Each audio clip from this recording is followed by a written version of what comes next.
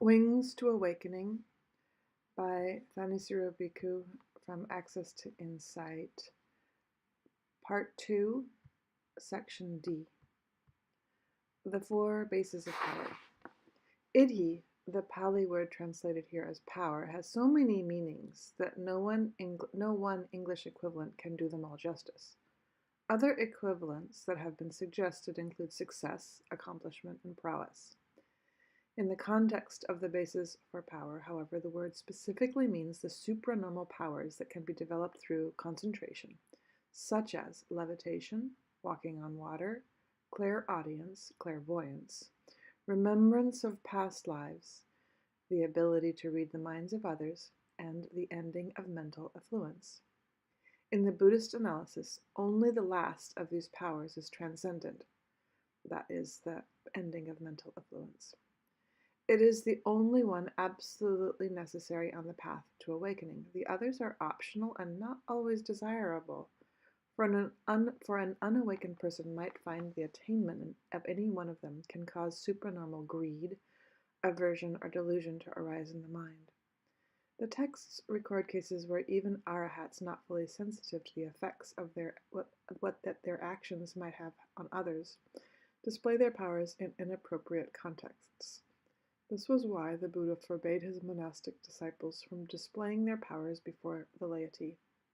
None of the displayed powers, he said, is any match for the wonder of a teaching that, like his, gave the promised results when put into practice.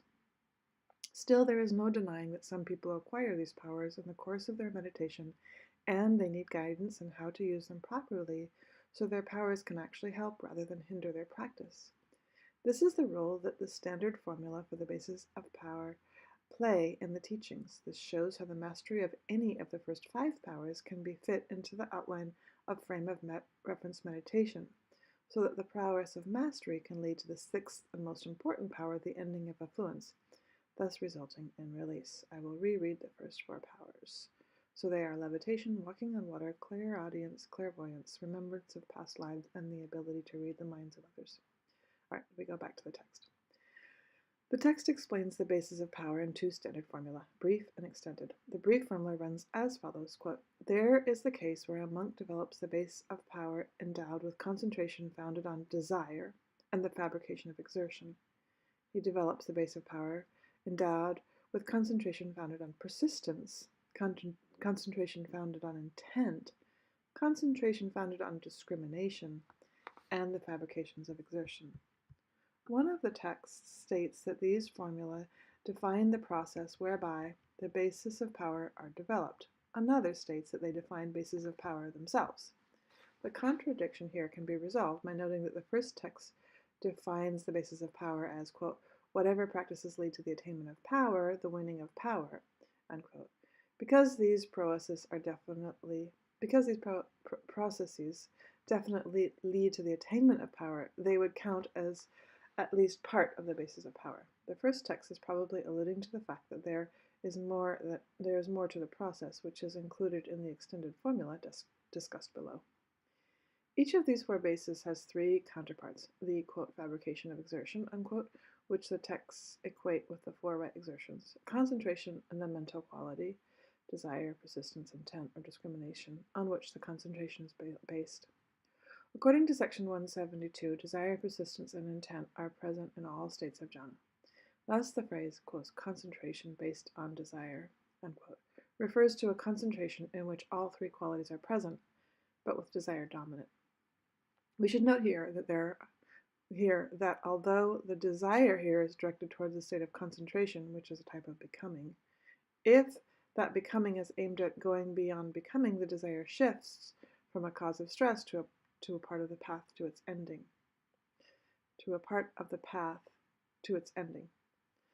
And even though the desire for awakening, when not yet realized, can be a cause for frustration, this frustration counts as skillful emotion as it leads to further efforts along the path. It is to be transcended not by abandoning the desire, but by acting on it properly, as explained below, until gaining the desired results. Discrimination, the 4th mental quality, is not always inherent in jhana, although when functioning as elevation, it plays a role in the first jhana and is definitely present in the fifth factor of noble right concentration, which leads to awakening. Furthermore, the extended formula for the basis of power shows that discrimination is necessary for the thorough mastery of concentration based on desire, persistence, intent, or discrimination itself, so that, in the context of gaining mastery, one develops mindful discernment into the causal patterns of the mind and so can reach awakening. We have already shown that the development of concentration involves the three qualities called in for the first stage of frames of reference meditation: ardency, right exertion, alertness, and mindfulness. Thus, the brief formula for the basis of power as a description of concentration practice can be equated with the first stage of frames of reference meditation. Many popular Western writings criticize the four qualities listed in the basis of power: desire, persistence or effort, intent or will, and discrimination, the discriminating mind, as enemies of proper meditation, both in that they interfere with the calming of the mind and are antithetical to the goal of the unfabricated, which lies beyond desire, effort, and the categories of discrimination. The first part of the extended formula deals with the first of these criticisms. There is the case where a monk develops the base of power endowed with concentration founded on desire and fabrication of exertion, thinking, "This desire of mine will neither be overly sluggish nor overly active, neither inwardly restrictive nor outwardly scattered." Similarly, with concentration founded on persistence, intent, and discrimination. This passage shows that the problem lies not in the desire, effort, or intent, or discrimination, but in the fact that these qualities can be unskillfully applied or improperly turned to, or improperly tuned to their task. If they were absent, the practice, if it could be called a practice, would stagnate from loss of direction or motivation.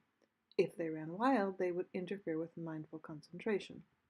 So, the trick is not to deny them, but to tune them skillfully, so they will help focus the mind on the present moment. Thus, for instance, in the practice of meditation, as with any skill, it is important not to focus desire too strongly on the results one hopes to get, for that would interfere with the mind's ability to focus on giving rise to the causes leading to those results. If instead, one focuses desire on putting the causes in proper order in the present moment, desire becomes an indispensable part of the process of mastery. Passage 67 deals with the second criticism, that desire, etc., are antithetical to the goal by showing that these qualities are necessary for anyone who pursues a path, but are automatically abandoned on reaching the goal at the path's end. The image of the path is important here, for it carries important implications. First, the path is not the goal. It is simply the way there, just as the road to the Grand Canyon should not be confused with the Grand Canyon itself. Even though many stretches of the road bear no resemblance to the Grand Canyon, that does not mean that the road does not lead there. Secondly, the path of practice does not cause the goal, it simply leads there, just as neither the road to the Grand Canyon nor the act of walking to the Grand Canyon can cause the Grand Canyon to be. The goal at the end of the Buddhist path is unfabricated, so no amount of desire or effort can bring it into being. Nevertheless, the path to the goal is a fabricated process, and in that process desire, effort, intent, and discrimination all have an important role to play, just as the effort of walking plays a role in arriving at the Grand Canyon. The final section of the extended formula hints at how these qualities may be directed towards awakening. Quote, "He keeps perceiving what is in front and behind, so that what is in front is the same as what is behind. What is behind is the same as what is in front. What is below is the same as what is above. What is above is the same as what is below. He dwells by night as by day, and by day as by night. By means of an awareness thus open and unhampered, he develops a brightened mind." This passage refers to the total mastery of concentration, freeing the mind from such distinctions as front, behind, above, below, day, night. And one creates an awareness that is open and bright, unhampered by the normal limitations that come with a conscious sense of being located in time and present. This is the type of awareness needed for the attainment of the supranormal powers.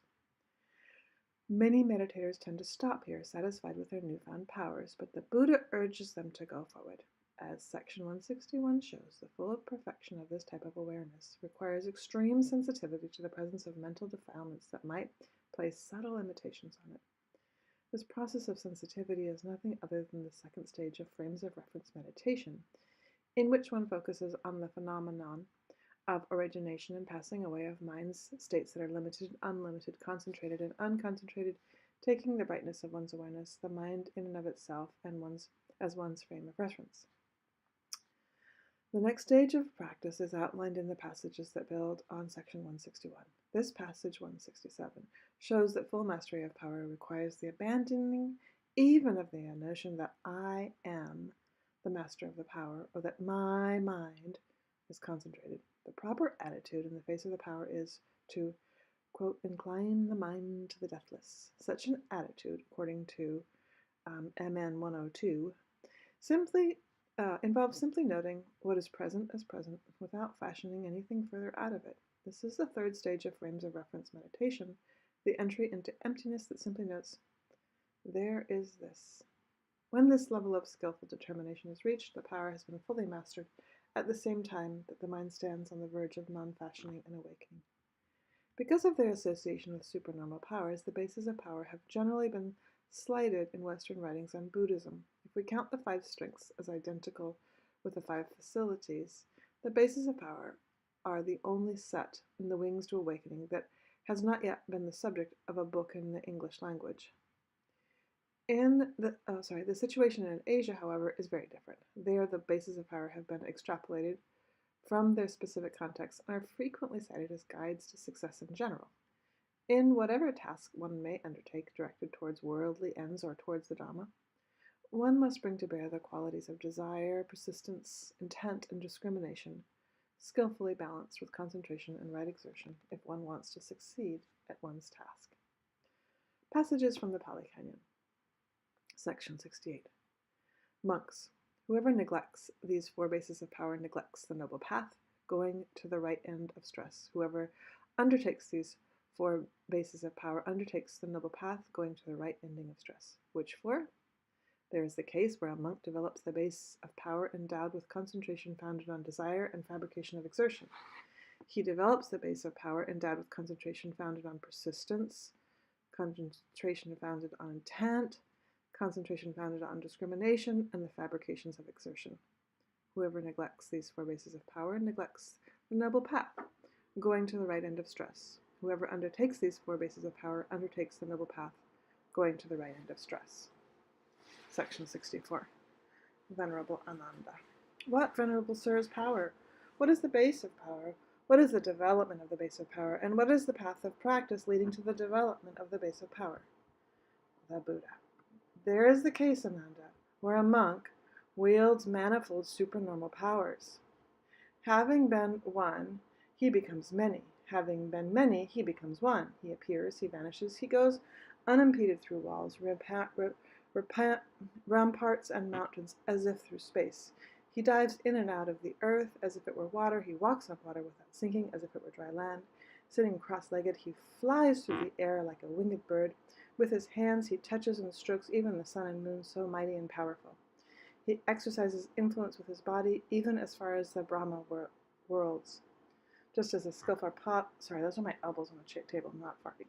Just as a skillful potter or his assistant could craft from well-prepared clay whatever kind of pottery vessels he likes, or as a skilled ivory carver or his assistant could craft from well-prepared ivory any kind of ivory work he likes, or as a skillful goldsmith or his assistant could craft from well-prepared gold any kind of gold article he likes. In the same way, the monk wields manifold supernormal powers. 2. He hears, by means of the divine ear element, purified and surpassing the human, both kinds of sounds, divine and human, whether near or far, just as if a man traveling along a highway were to hear the sounds of kettle drums, small drums, conches, cymbals, and tom-toms, he would know, that is the sound of kettle drums, that is the sound of small drums, that is the sound of conches, that the sound of cymbals, and the sound of tom-toms. In the same way, the monk hears both kinds of sounds, divine and human. He knows the awareness of other beings, other individuals. Having encompassed it with his own awareness, he discerns a mind with passion as a mind with passion, and a mind without passion as a mind without passion. He discerns a mind with aversion as a mind with aversion, and a mind without aversion as a mind without aversion. He discerns a mind with delusion as a mind with delusion, and a mind without delusion as a mind without delusion. He discerns a constricted mind as a constricted mind, and a scattered mind as a scattered mind. He discerns an enlarged mind in jhana as an enlarged mind, and an unenlarged mind as an unenlarged mind. He discerns an excelled mind, one not on the most excellent level, as an excelled mind, and an unexcelled mind as an unexcelled mind, and he discerns a concentrated mind as a concentrated mind, and an unconcentrated mind as an unconcentrated mind. He discerns a released mind as a released mind, and an unreleased mind as an unreleased mind. Just as if a young woman or man fond of ornaments, examining the reflection of her own face in a bright mirror or a bowl of clear water, would know, blemished if it were blemished, or unblemished if it were not. In the same way, the monk knows the awareness of other beings. I'm going to switch to she. I've got enough he's. She recollects her manifold past lives, literally previous homes, i.e. 1 birth, 2 births, 3 births, 4, 5, 10, 20, 30, 40, 50, 100, 1,000, 100,000, many eons of cosmic concentration, many eons of cosmic expanse, many eons of cosmic contraction and expanse, recollecting. There, I had such a name, belonged to such a clan, had such an appearance, such was my food, such was my experience of pleasure and pain, such the ending of my life. Passing away from that state, I re-arose there. There too I had such a name, belonged to such a clan, had such an experience. Such was my food, such was my experience, and pleasure and pain, such the end of my life. Passing away from that state, I re-arose here, and thus she remembers her manifold past lives in their past modes and details.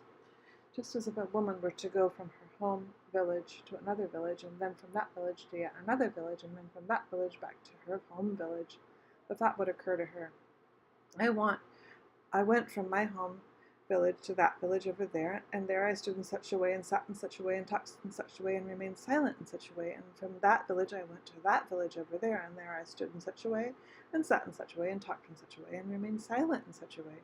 From that village I came back home. In the same way, the monk recollects her manifold past lives. She sees, by means of the divine eyes, purified and surpassing the human, beings passing away and reappearing, and she discerns how they are inferior and superior, beautiful and ugly, fortunate and unfortunate, in accordance with their karma. These beings, who are endowed with bad conduct of body and speech and mind, who revile the noble ones, held wrong views and undertook actions under the influence of wrong views, with the breakup of the body after death, have reappeared in the plane of deprivation, the bad destination, the lower realms and hell. But these beings, who are endowed with good conduct of body and speech and mind, who did not revile the evil ones, who held right views and undertook actions under the influence of right views, with the breakup of the body after death, have reappeared in the good destination in the heavenly world. Thus, by means of the divine eye, purified and surpassing the human, she sees beings passing away and reappearing, and she discerns how they are inferior and superior, beautiful and ugly, fortunate and unfortunate, in accordance with their karma. Just as if there were a tall building in the central square of a town, and a woman with good eyesight standing on top of it were to see people entering a house, leaving it, walking along the street, and sitting in the central square, the thought would occur to her, these people are entering a house, leaving it, walking along the streets, and sitting in the central square. In the same way, the monk sees, by means of the divine eye, purified and surpassing the human, beings pass away and reappearing. And this is 6. Through the ending of the mental effluence, she remains the effluent-free, awareness released, and discernment released, knowing and realizing it for herself in the here and now. Just as if there were a pool of water in a mountain glen, clear, limpid, and unsullied, where a woman with good eyesight standing on the bank could see shells, gravel, and pebbles, and also shoals of fish swimming about and resting, and it would occur to her, this pool of water is clear, limpid, and unsullied. Here are these shells and gravels and pebbles, and here are these shoals of fish swimming about and resting. In the same way, the monk discerns, as it came to be, that there is stress. There is the origination of stress. There is the cessation of stress. There is the way leading to the cessation of stress. There are effluents. This is the origination of effluents. This is the cessation of effluents. This is the way leading to the cessation of effluents. Her heart, thus knowing, thus seeing, is released from the effluent of sensuality, released from the effluent of becoming, released from the effluent of ignorance. With release there is knowledge. Released, she discerns that birth is ended, the holy life fulfilled, the task done. There is nothing further for this world. This is called power. And what is the base of power? Whatever path, whatever practice leads to the attainment of power, the winning of power. This is called the base of power. And what is the development of the base of power? There is the case where a monk develops the base of power endowed with concentration, founded on desire and fabrications of exertion. She develops the base of power endowed with concentration founded on persistence, concentration founded on intent, concentration founded on discrimination and the fabrications of exertion.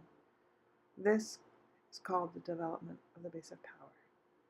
And what is the path of practice leading to the development of the base of power? Just this noble eightfold path.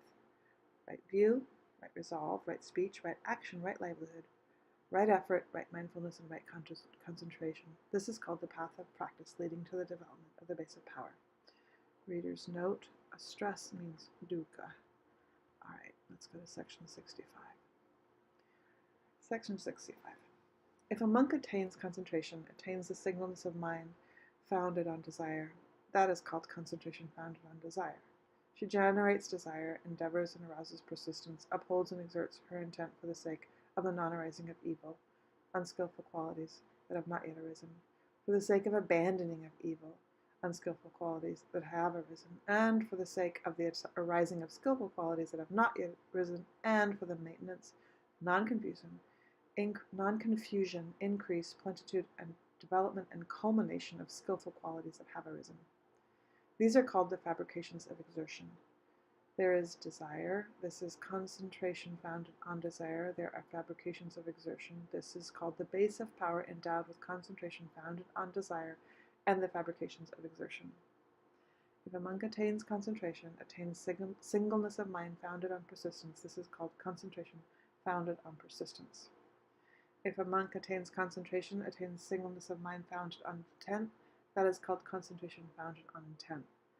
If a monk attains concentration, attains singleness of mind founded on discrimination, that is called concentration founded on discrimination.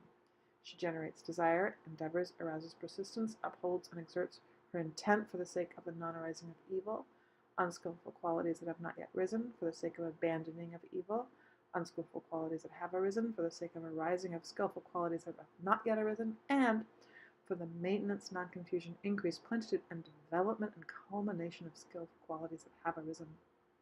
These are called the fabrications of exertion. This is discrimination. This is concentration founded on discrimination. These are the fabrications of exertion. This is called the base of power endowed with concentration founded on discrimination and the fabrications of exertion. Section 66, analysis. These four bases of power, when developed and pursued, are of great fruit and great benefit. And how are the four bases of power developed and pursued so as to be of great fruit and great benefit? There is the case where a monk develops the base of power endowed with concentration founded on desire and fabrications of exertion, thinking, this desire of mine will be neither overly sluggish nor overly active, neither inwardly constricted nor outwardly scattered. She keeps perceiving what is in front and behind, so that what is in front is the same as what is behind, what is behind is the same as what is in front, what is below is the same as what is above, what is above is the same as what is below, night is the same as day, day is the same as night. By means of an awareness thus opened and unhampered, she develops a brightened mind. She develops the base of power endowed with concentration founded on persistence, concentration founded on intent, concentration founded on discrimination, and fabrications of exertion thinking. This discrimination of mind will neither be overly sluggish nor overly active, neither inwardly constricted nor outwardly scattered. She keeps perceiving what is in front and behind, so that what is in front is the same as what is behind, and what is behind is the same as what is in front, and what is below is the same as what is above, and what is above is the same as what is below. She dwells by night as by day as by night. By means of an awareness thus open and unhampered, she develops a brightened mind. And how is desire overly sluggish? Whenever desire is accompanied by laziness, co-joined with laziness, that is called overly sluggish desire. And how is desire overly active? overly active. Whenever desire is accompanied by restlessness, co-joined with restlessness, that is called overly active desire. And how is desire inwardly constricted? Whenever desire is accompanied by sloth and drowsiness, co-joined with sloth and drowsiness, that is called inwardly constricted desire. And how is desire overly scattered? Whenever desire is stirred up by the 5 strings of sensuality, outwardly dispersed and dissipated, that is called outwardly scattered desire. And how does a monk dwell perceiving what is in front and behind, so that what is in front is the same as what is behind, and what is behind is the same as what is in front? There is the case where a monk's perception of what is in front and behind is well in hand, well attained to, well considered, well tuned, penetrated by means of discernment. This is how a monk keeps perceiving what is in front and behind, so that what is in front is the same as what is behind, and what is behind is the same as what is in front. And how does a monk dwell so that what is below is the same as what is above, and what is above is the same as what is below? There is the case where a monk reflects on this very body, from the soles of the feet up, and from the crown of the head down, surrounded by skin full of various kinds of unclean things. In this body there are head hairs, body hairs, nails, teeth, skin, flesh, tendons, bones, bone marrow, kidney, heart, liver, pleura, spleen, lungs, large intestine, small intestine, gorge, feces, bile, phlegm, pus, blood, sweat, fat, tears, skin oil, saliva, mucus, fluid in the joints, urine. This is how a monk dwells, so that what is below is the same as what is above, and what is above is the same as what is below. And how does a monk dwell by night? Night is by day, and by day is by night. There is the case where a monk at night develops the base of power endowed with concentrated bound on desire and the fabrications of exertion by means of the same modes, permutations, and signs and themes that she uses by day, and by day she develops the basis of power endowed with concentration founded on desire and the fabrications of exertion by means of the same modes and signs and themes that she uses by night. This is how a monk dwells by night and by day, and by day and as by night. And how does a monk, by means of an awareness by means of an awareness open and unhampered, develop a brightened mind? There is the case where a monk has the perception of light and the perception of daytime by any hour of the day, well in hand and well established. This is how a monk, by means of an awareness open and unhampered, develops a brightened mind. In parens, the above discussion is then repeated for persistence, intent, and discrimination. End of parens. When a monk has thus developed and pursued the 4 bases of power, she experiences manifold supranormal powers. She hears, by means of the divine ear element, purified and surpassing the human, both kinds of sounds, divine and human, whether near or far.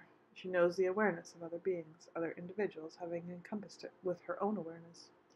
She recollects her manifold past lives. She sees, by means of the divine eye, purified and surpassing the human, beings passing away and reappearing. Through the ending of the mental affluence, she remains in the affluent-free awareness release and discernment release, knowing and realizing it for herself in the here and now. This is how these 4 bases of power, when developed and pursued, are of great fruit and benefit. Section 67. I have heard that on one occasion Venerable Ananda was staying in Kosambi at Go-Sita's park. Then the Brahmin Unabha went where Venerable Ananda was staying, and on arrival greeted him courteously. After an exchange of friendly greetings and courtesies, he said to one side.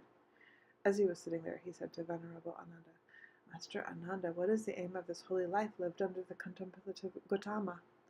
Venerable Ananda, the holy life is lived under the Blessed One with the aim of abandoning desire. Unambudha, but is there a path, is there a practice for abandoning that desire? Venerable Ananda, oh yes there is. Unadha, what is the path, the practice for abandoning of that desire? Venerable Ananda, there is the case where a monk develops the base of power endowed with concentration founded on desire and fabrication of exertion. She develops the base of power endowed with concentration founded on persistence, concentration founded on intent, concentration founded on discrimination and the fabrications of exertion. This Brahman is the path, this is the practice for the abandoning of that desire. Unabha, if that's so, then it's an endless path, and no one, not one with an end, for it's impossible that one could abandon desire by means of desire. Venerable Ananda, well then, Brahman, I will cross-question you on this matter. Answer as you see fit. Didn't you first have desire thinking, I'll go to the park, and then when you reached the park, wasn't the corresponding desire allayed? And then Unabsa says, yes, sir. And then Venerable Ananda says, didn't you first have persistence thinking, I'll go to the park, and then when you reached the park, wasn't the corresponding persistence allayed? And Unabha says, yes, sir. And then Venerable Ananda says, didn't you reach the first intent thinking, I'll go to the park, and then when you reached the park, wasn't the corresponding intent allayed? And then Unabha says, yes, sir. And then Venerable Ananda says, didn't you first have an act of discrimination thinking, I'll go to the park, and then when you reached the park, wasn't a corresponding act of discrimination allayed? And Ananda says, yes, sir. And then Venerable Ananda says, so it is with an arahat whose mental affluents are ended, who has reached fulfillment, done the task, laid down the burden, attained the true goal, totally destroyed the fetter of becoming, and who is released through right gnosis. Whatever desire she first had for the attainment of arahatship, on attaining arahatship, the corresponding desire is allayed. Whatever persistence she first had for the attainment of arahatship, on attaining arahatship, the corresponding persistence is allayed. Whatever intent she first had for the attainment of arahatship, on attaining arahatship, the corresponding intent is allayed. Whatever discrimination she first had for the attainment of arahatship, on attaining arahatship, the corresponding discrimination is allayed. So what do you think, Brahman? Is this an endless path or one with an end? Vinabha, you're right, Master Ananda. This is a path with an end, and not an endless one. Section 68. Venerable Ananda, Venerable Sir, does the Blessed One have direct experience of going to the Brahma world by means of supernormal power with a mind-made body? The Buddha, yes, Ananda. Venerable Ananda, does the Blessed One have direct experience of going to a Brahma world by means of supernormal power with this very physical body composed of the four great elements? Buddha says, yes. Venerable Ananda says, it's amazing and astounding that the Blessed One should have direct experience of going to the Brahma world by means of a supernormal power with a mind-made body, and of going to the Brahma world by means of a supernormal power with this very physical body composed of four great elements. And then the Buddha says, the Tathagatas are both amazing, Ananda, and endowed with amazing qualities. They are both astounding and endowed with astounding qualities. Whenever the Tathagata merges his body with his mind and his mind with his body, having remained aligned on the perception of ease and buoyancy with regard to the body, then his body becomes lighter, more pliant, more malleable, and more radiant. Just as when an iron ball heated all day becomes lighter, more pliant, more malleable, and more radiant, in the same way, whenever the Tathagata merges his body with his mind and his mind with his body and remains having alighted on the perception of ease and buoyancy with regard to the body, then his body becomes lighter, more pliant, more malleable, and more radiant. Now, whenever the Tathagata merges his body with his mind and his mind with his body and remains having alighted on the perception of ease and buoyancy with regard to the body, then his body raises effortlessly from the earth up into the sky. He then experiences manifold supernormal powers. Having been one, he becomes many. Having been many, he becomes one. He appears, he vanishes. He goes unimpeded through walls and ramparts and mountains as if through space, and he dives in and out of the earth as if it were water, and he walks on water without sinking as if it were dry land. Sitting cross-legged, he flies through the air like a winged bird, and with his hand he touches and strokes even the sun and the moon, so mighty and powerful. He exercises and influences with his body even as far as the Brahma worlds.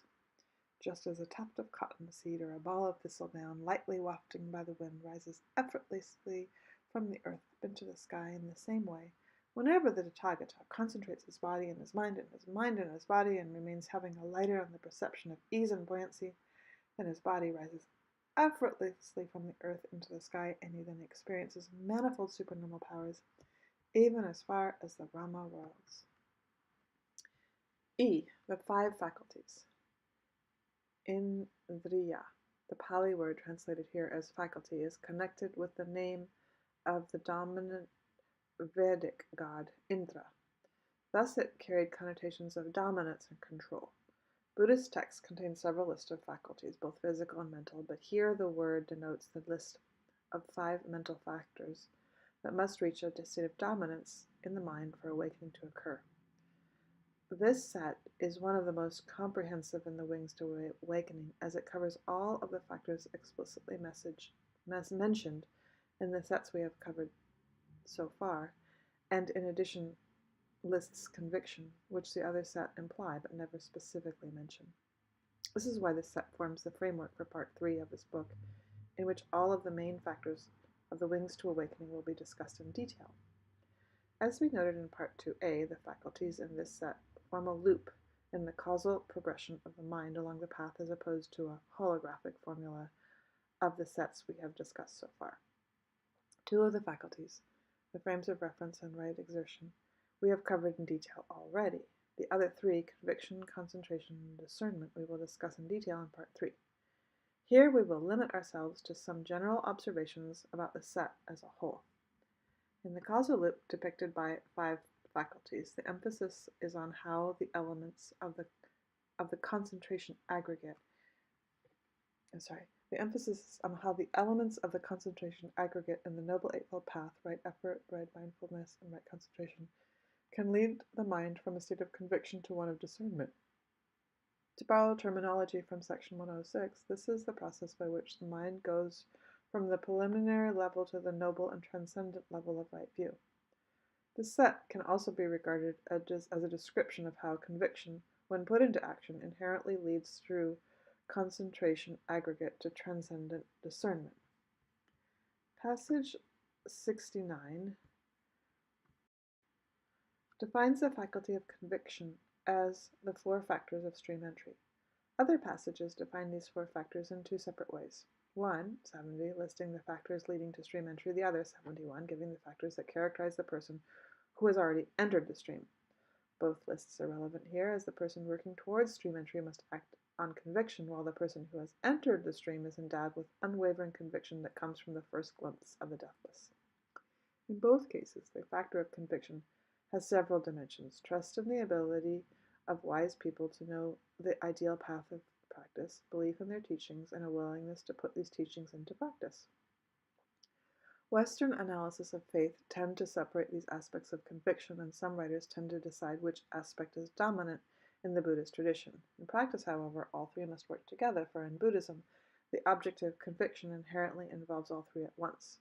The primary focus of conviction is the awakening of the Buddha, and thus in turn ultimately comes down to a conviction in the primacy of the mind in creating karma, a conviction in the efficacy of karma in shaping experience in the round of rebirth, and a belief that the Buddha made use of mental qualities accessible to all in using the laws of karma to bring about an end to karma and thus escaping from the round. Karma and the use of karma to transcend karma constitutes both the truth that the Buddha taught and the experience of how he discovered it. Thus, trust in the Buddha and belief in his teachings are 2 sides of the same coin. At the same time, these truths concerning karma are also the situation in which the listener is currently placed, the causal nexus that determines both the dynamic of continued life in the cycle of rebirth and the way out of that cycle. So by definition, conviction in the Buddha's awakening is something that must be acted on if one is convinced that one is entangled in karmic web that can nevertheless be unraveled. One will naturally try to learn from the example of the Buddha or his disciples developing the same mental qualities they did and attaining release oneself. Thus, unlike a religion where trust involves a belief that the deity will provide for one's salvation, either through grace or as a reward for unquestioning obedience, trust in the Buddha and belief in the teaching means that one's salvation is ultimately one's own responsibility.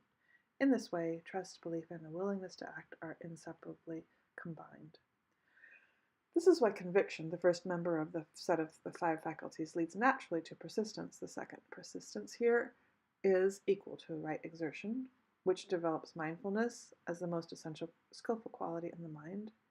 As we saw under the frames of reference, the proper development of mindfulness leads to concentration, or the 4 jhanas, where the jhanas provide the foundation for the arising of discernment, the 5th and final member of the set. When discernment is strengthened to the point of transcendence leading to the attainment of stream entry, then it confirms the truth that truths that were previously taken as a matter of conviction and faith. This confirmation feeds back to the causal loop, strengthening conviction, which provides the basis for developing the faculties still further until arahantship is attained. At that point, there is no need to be convinced that practice leads to release into the deathless, for one has fully realized that release through direct experience. The underlying element throughout the development of this causal loop is the mental quality of heedfulness. This text explains heedfulness as a combination of right effort, restraint, and relentless mindfulness, but as a quality of mind, it goes deeper than that. Heedfulness realizes the dangers inherent in the round of rebirth and redeath, and the fact that those dangers are inherent in each careless act of the mind. It thus fosters conviction in the possibility of a release from those dangers and a sense of urgency and precision in the practice. This combination of urgency and precision provides the impetus for a full and thorough development of the faculties as one seriously pursues the possibility of release through the skillful development of the mind. This pattern of heedfulness, developing the 5 faculties as the quest of the security of deathlessness, mirrors Prince Siddhartha's own quest, which began with his conviction that there was no need to resign himself from the tyranny of aging, illness, death, and ended with the discernment that brought about his actual escape from that tyranny. This pattern also calls to mind the famous verse from the Dhammapada that heedfulness is the path to the deathless. The 5 faculties can be taken as an elaboration of that verse. Because the 5 faculties are a means to the deathless rather than an ends in themselves, they must not only be developed skillfully, but also used skillfully as they are developed. The texts emphasizing this point, we focus on 2 of the faculties, persistence and discernment. The passage dealing with persistence, 86, is probably the canon's most explicit analogy between the performance of music and the practice of mindfulness meditation. One should tune one's effort so that it is neither too intense nor too slack, just as the main string of a musical instrument should be neither too sharp nor too flat. We have already encountered the issue of balance in the proper development of the 4 bases of power, and we will encounter it again in the factors of awakening. One then tunes the remaining faculties to the pitch of one's effort, just as one would tune the notes of one's scale to the tonic. Only then can one take up the theme of one's meditation, the 4 frames of reference, just as one would take up and develop the basic themes of one's musical piece. As for discernment, passage 88 brings out the point that one's mastery for the faculties is not complete until one discerns the escape from them. Normally, the text makes this comment only about deceptively attractive objects or unskillful objects in the mind, but here they use it in connection with skillful qualities. What this means is that there comes a point in the practice where one must go beyond even such skillful qualities as concentration and discernment. They are skillful precisely because their full development allows one to go beyond them. This point is made explicit in section 187, which shows exactly why the right view constituting discernment is right. It is the only view that opens the way going beyond attainment to views. So DN1, whatever that is, adds that an awakened person, through regarding views not in terms of their context, but in terms of the effect they have on the mind, comes to discern what lies beyond views, and yet does not hold even to that act of discernment. As a result of knowing but not holding, the mind experiences unbinding in the here and now. Thus knowing but not holding is yet another reference to the perceptual mode of emptiness verging on non-fashioning, the culminating point for each set in the Wings to Awakening. So, passages from the Pali Canon. Section 69. Monks, there are 5 faculties. Which 5?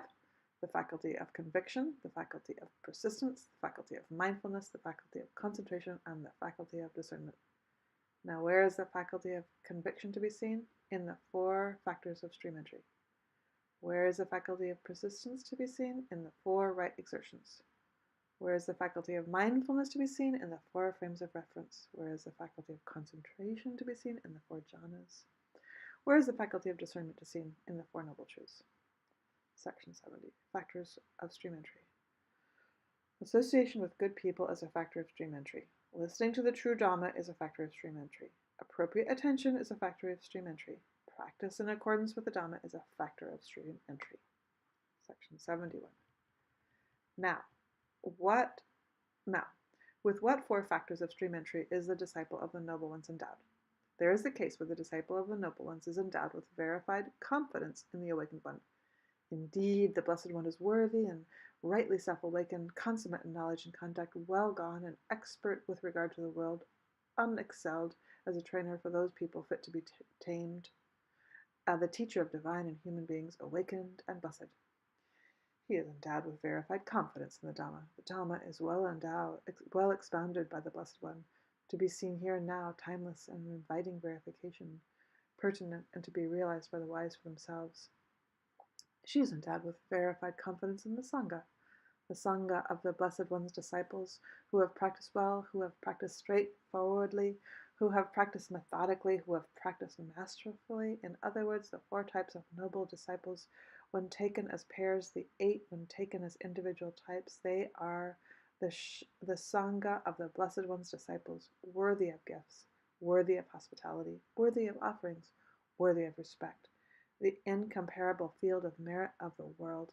She is endowed with virtues that are appealing to the noble ones, untorn, unbroken, unspotted, liberating, praised by the wise, untarnished, leading to concentration.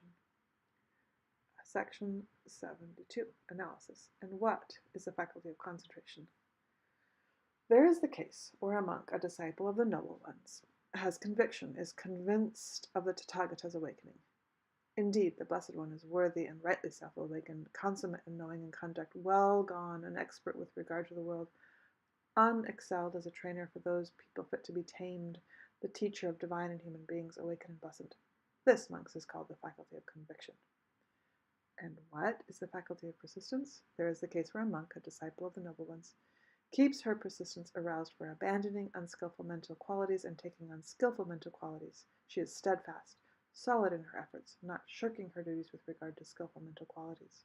She generates desire, endeavors, arouses persistence, upholds and exerts her intent for the sake of the non-arising of evil, unskillful qualities that have not yet arisen, for the sake of abandoning of evil, unskillful qualities that have arisen, and for the sake of arising of skillful qualities that have not yet arisen, and for the maintenance of non-confusion, increase, plenitude, development, and culmination of skillful qualities that have arisen. This is called the faculty of persistence. And what is the faculty of mindfulness? There is the case where a disciple of the Noble Ones is mindful, is endowed with excellent proficiency in mindfulness, remembering and recollecting what was done and said a long time ago. She remains focused on the body in and of itself, ardent, alert, and having sati, subduing greed and distress with reference to the world. She remains focused on feelings in and of themselves, in the mind in and of itself, mental qualities in and of themselves, alert, ardent, and having sati, subduing greed and distress with reference to the world. This is called the faculty of mindfulness. And what is the faculty of concentration? There is the case where a monk, a disciple of the Noble One, making it her object to let go, attains concentration, attains singleness of mind. Quiet, secluded from sensuality, secluded from unskillful qualities, she enters and remains in the first jhana, rapture and pleasure born of seclusion, accompanied by directed thought and evaluation. With the stilling of directed thoughts and evaluations, she enters and remains in the second jhana, rapture and pleasure born of concentration, unification of awareness free from directed thought and evaluation, internal assurance. With the fading of rapture, she remains equanimous, mindful and alert, and sensual pleasures with the body, and senses pleasure with the body. She enters and remains in the third jhana, of which the Noble One declares, equanimous and mindful she has a pleasant abiding. With the abandoning of pleasure and pain, as with the earlier disappearance of joy and distress, she enters and remains in the fourth jhana, purity of equanimity and mindfulness, neither pleasure nor pain. This is called the faculty of concentration. And what is the faculty of discernment? There is the case where a monk, a disciple of the Noble One, is discerning, endowed with discernment of arising and passing away, noble, penetrating, leading to the right ending of stress. She discerns, as it has come to be, that this is dukkha, or stress. This is the origination of dukkha. This is the cessation of dukkha. This is the path of practice leading to the cessation of dukkha. This is called the faculty of discernment. There's no stress and dukkha are the same thing. All right, section 73. Just as a royal frontier fortress has a foundation post deeply rooted, well embedded, and immovable and unshakable, for the protection of those within and to ward off those without, the same way a disciple of the Noble One has conviction, is convinced of the Tathagata's awakening. Indeed, the Blessed One is worthy and rightly self-awakened, consummate in knowing and conduct, well gone and expert with regard to the world, unexcelled as a trainer for those people fit to be tamed, a teacher of divine and human beings, awakened and blessed. With conviction as her foundation post, the disciple of the Noble One abandons what is unskillful and develops what is skillful, abandons what is blameworthy and develops what is blameless, and looks after herself with purity. Just as a royal frontier fortress has a large army stationed within, elephant soldiers, cavalry, charioteers, bowmen, standard-bearers, billeting officers, soldiers of the supply corps, noted princes, commando heroes, infantry, and slaves, for the protection of those within and to ward off those without, in the same way a disciple of the Noble One keeps her persistence aroused for abandoning unskillful mental qualities and taking on skillful mental qualities, is steadfast, solid in her effort, not shirking her duties with regard to skillful mental qualities. With persistence as her army, the disciple of the Noble Ones abandons what is unskillful and develops what is skillful, abandons what is blameworthy and develops what is blameless, and looks after herself with purity. Just as a royal frontier fortress has a wise, experienced, intelligent gatekeeper to keep out those she does not know and to let in those she does, for the protection of those within and to ward off those without, in the same way a disciple of the Noble One is mindful, highly meticulous, remembering and able to call to mind even things that were done and said long ago. With mindfulness as her gatekeeper, the disciple of the Noble One abandons what is unskillful and develops what is skillful, abandons what is blameworthy and develops what is blameless, and looks after herself with purity. Just as a royal frontier fortress has ramparts that are high and thick and completely covered with plaster for the protection of those within and to ward off those without, in the same way a disciple of the Noble One is discerning, endowed with discernment of rising and passing away, noble, penetrating, leading to the right ending of stress. With discernment of her covering of plaster, the disciple of the Noble One abandons what is unskillful and develops what is skillful, abandons what is blameworthy and develops what is blameless, and looks after herself with purity. Just as a royal frontier fortress has a large store of grass and timber and water for the delight, convenience, and comfort of those within and to ward off those without, in the same way the disciple of the Noble Ones enters and remains in the first jhana for her own delight, convenience, and comfort, and to alight on unbinding. Just as a royal frontier fortress has large stores of rice and barleys for the delight, convenience, and comfort of those within, and to ward off those without, in the same way the disciple of the Noble Ones enters and remains in the second jhana for her own delight, convenience, comfort, and alighting, and to alight on unbinding. And just as the royal frontier fortress has large stores of sesame, green graham, and other beans for the delight, convenience, and comfort of those within and to ward off those without, in the same way the disciple of the Noble Ones enters and remains in the third jhana for her own delight, convenience, and comfort, and to alight on the unbinding.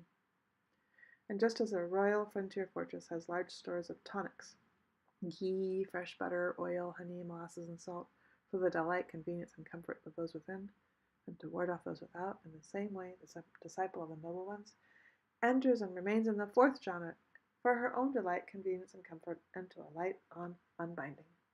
Section 74. The Buddha. Tell me, Sariputta, a disciple of the Noble Ones, who is thoroughly inspired with the Tathagata, has gone solely to the Tathagata for refuge. Could she have any doubt or uncertainty concerning the Tathagata or the Tathagata's teaching? Venerable Sariputta says, No, Venerable Sir.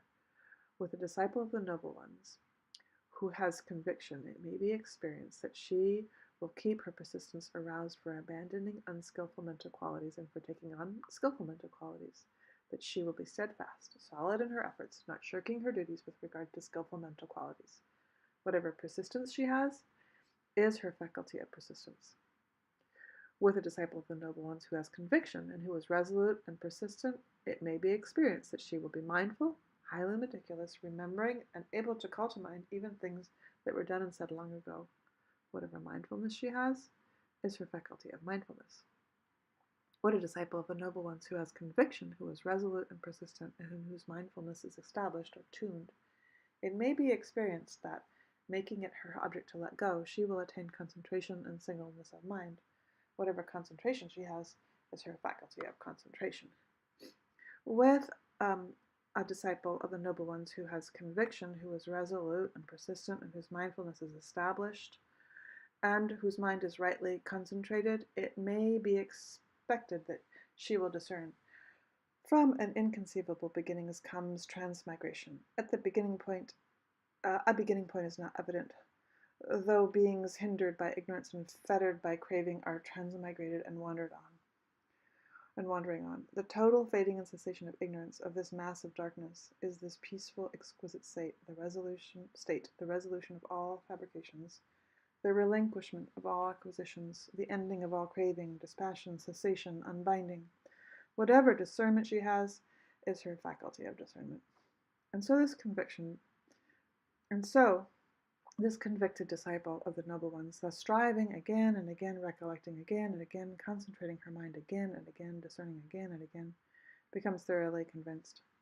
Those phenomena that once I had only heard about, I hear and now dwell touching them with my body, and through discernment, I see them clear through. Whatever conviction she has is her faculty of conviction. Section 75. Just as, in a house with a ridged roof, the rafters are not stable or firm as long as the ridge beam is not in place, but are stable and firm what it is, in the same way the four faculties are not stable or firm as long as the noble knowledge has not arisen in a disciple of the noble ones, but are stable and firm what it has. Which four? The faculty of conviction, the faculty of persistence, the faculty of mindfulness, and the faculty of concentration. When a disciple of the noble ones is discerning, the conviction that follows from them stands solid, the persistence that follows stands solid, the mindfulness that follows stands solid, and the concentration that follows stands solid. 76. It's through the development and pursuit of the two faculties that a monk whose effluents are ended declares gnosis. Quote, birth is ended, the holy life fulfilled. The task done, there is nothing further for the sake of the world. Unquote. Through which two? Through noble discernment and noble release. Whatever in her noble discernment is her faculty of discernment. So it says, whatever is her noble discernment is her faculty of dis/discernment. Whatever is her noble release is her faculty of concentration. Section 7.7.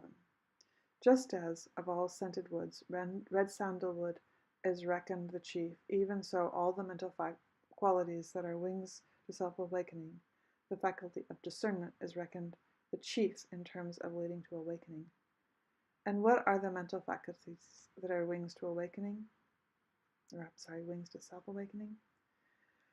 The faculty of conviction is a mental quality that is a wing to self-awakening, leading to awakening. The faculty of persistence, mindfulness, concentration, discernment is a mental quality that is a wing to self-awakening, leading to awakening. 78. When one quality is established in a monk, the five faculties are developed and developed well. Which one quality? Heedfulness. And what is heedfulness? There is the case where a monk guards her mind in the midst of mental affluence and their contaminants. When her mind is guarded in the midst of mental affluence and contaminants, the faculty of conviction goes to the culmination of its development. The faculty of persistence, mindfulness, concentration, discernment goes to the culmination of its development. This is how, when one quality is established in a monk, the five faculties are developed and developed well. 79. Just as the footprints of all legged animals are encompassed by the footprint of the elephant, and the elephant's footprint is reckoned by their chief in terms of size, in the same way all skillful qualities are rooted in heedfulness, lie gathered in heedfulness, and heedfulness is reckoned their chief. Just as all the light of the constellations does not equal 1/16 of the light of the moon, and the light of the moon is reckoned their chief, in the same way all skillful qualities are rooted in heedfulness, lie gathered in heedfulness, and heedfulness is reckoned their chief. 80. Heedfulness, the path to the deathless. Heedfulness, the path to death. The heedful do not die. The heedless are as if already dead. 81. You shouldn't chase after the past or place expectations on the future. What is past is left behind. The future is as yet unreached. Whatever quality is present, you clearly see, right there, not taken in, unshaken. That's how you develop the heart, ardently, doing your duty today, for who knows, tomorrow, death. There is no bargaining with death and his mighty horde. Whoever whoever lives thus ardently, rests relentlessly, both day and night, has truly had an auspicious day, so says the peaceful sage. Section 82, the Buddha. Mindfulness of death then develops, when developed and pursued, is of great fruit and great benefit. It gains a footing in the deathless, has the deathless as its final end. Therefore you should develop mindfulness of death. When this was said, a certain monk addressed the Blessed One. I already develop mindfulness of death. And how do you develop mindfulness of death? I think, oh, that I might live for a day and night, that I might attend to the Blessed One's instructions, I would have accomplished a great deal. This is how I develop mindfulness of death. Then another monk addressed the Blessed One. I too have already developed mindfulness of death. And how do you develop mindfulness of death? I think, oh, that I might live for a day, that I might attend the Blessed One's instructions, I would have accomplished a great deal. This is how I develop mindfulness of death. Then another monk addressed the Blessed One. I too develop mindfulness of death. I think, oh, that I might live for the interval that it takes to eat a meal, that I might attend the Blessed One's instructions, I would have accomplished a great deal. Then another monk addressed the Blessed One. I too develop mindfulness of death. I think, oh, that I might live for the interval that it takes to swallow, having chewed up 4 morsels of food, that I might attend to the Blessed One's instructions. I would have accomplished a great deal. Then another monk addressed the Blessed One. I too develop mindfulness of death. I think, oh, that I might live for the interval that it takes to swallow, having chewed 1 morsel of food, that I might attend the Blessed One's instructions. I would have accomplished a great deal. Then another monk addressed the Blessed One. I too develop mindfulness of death. I think, oh, that I might live for the interval that it takes to breathe out after breathing in, or to breathe in after breathing out. That I might attend to the Blessed One's instructions, I would have accomplished a great deal. This is how I develop mindfulness of death. When this was said, the Blessed One addressed the monks. Whoever develops mindful of death thinking, oh, that I might live for a day and night, for a day, for the interval that it takes to eat a meal, for the interval that it takes to swallow, having chewed 4 morsels of food, that I might attend the Blessed One's instructions, I would have accomplished a great deal. They are said to dwell heedlessly. They develop mindfulness of death slowly for the sake of ending the affluence.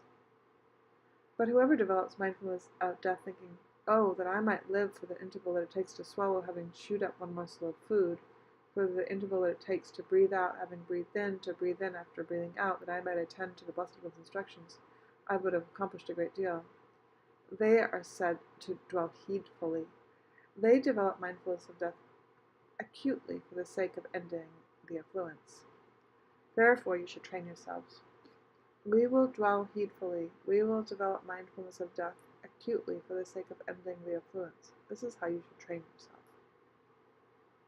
Section 83. Then the Blessed One addressed the monks. I exhort you, monks, all fabrications are subject to decay. Attain consummation through heedfulness.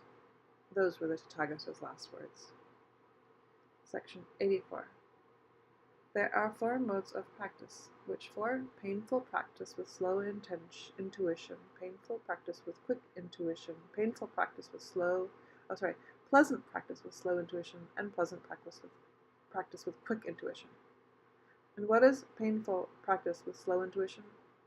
There is the case where a certain individual is normally of intensely passionate nature. She perpetually experiences pain and distress born of passion. Or she is normally of an intensely aversive nature. She perpetually experiences pain and distress born of aversion. Or she is normally of intensely deluded nature. She perpetually experiences pain and distress born of delusion. Her 5 faculties, the faculty of conviction, persistence, mindfulness, concentration, and discernment, are present in a weak form. Because of their weakness, she attains only slowly the immediacy. Comment. The concentration forming the path. that leads to the ending of the affluence. This is called painful practice with slow intuition. And what is the painful practice with quick intuition? This is the case where a certain individual is normally of intensely passionate, aversive, or deluded nature. She perpetually experiences pain and distress born of delusion. Her 5 faculties are present in an intense form.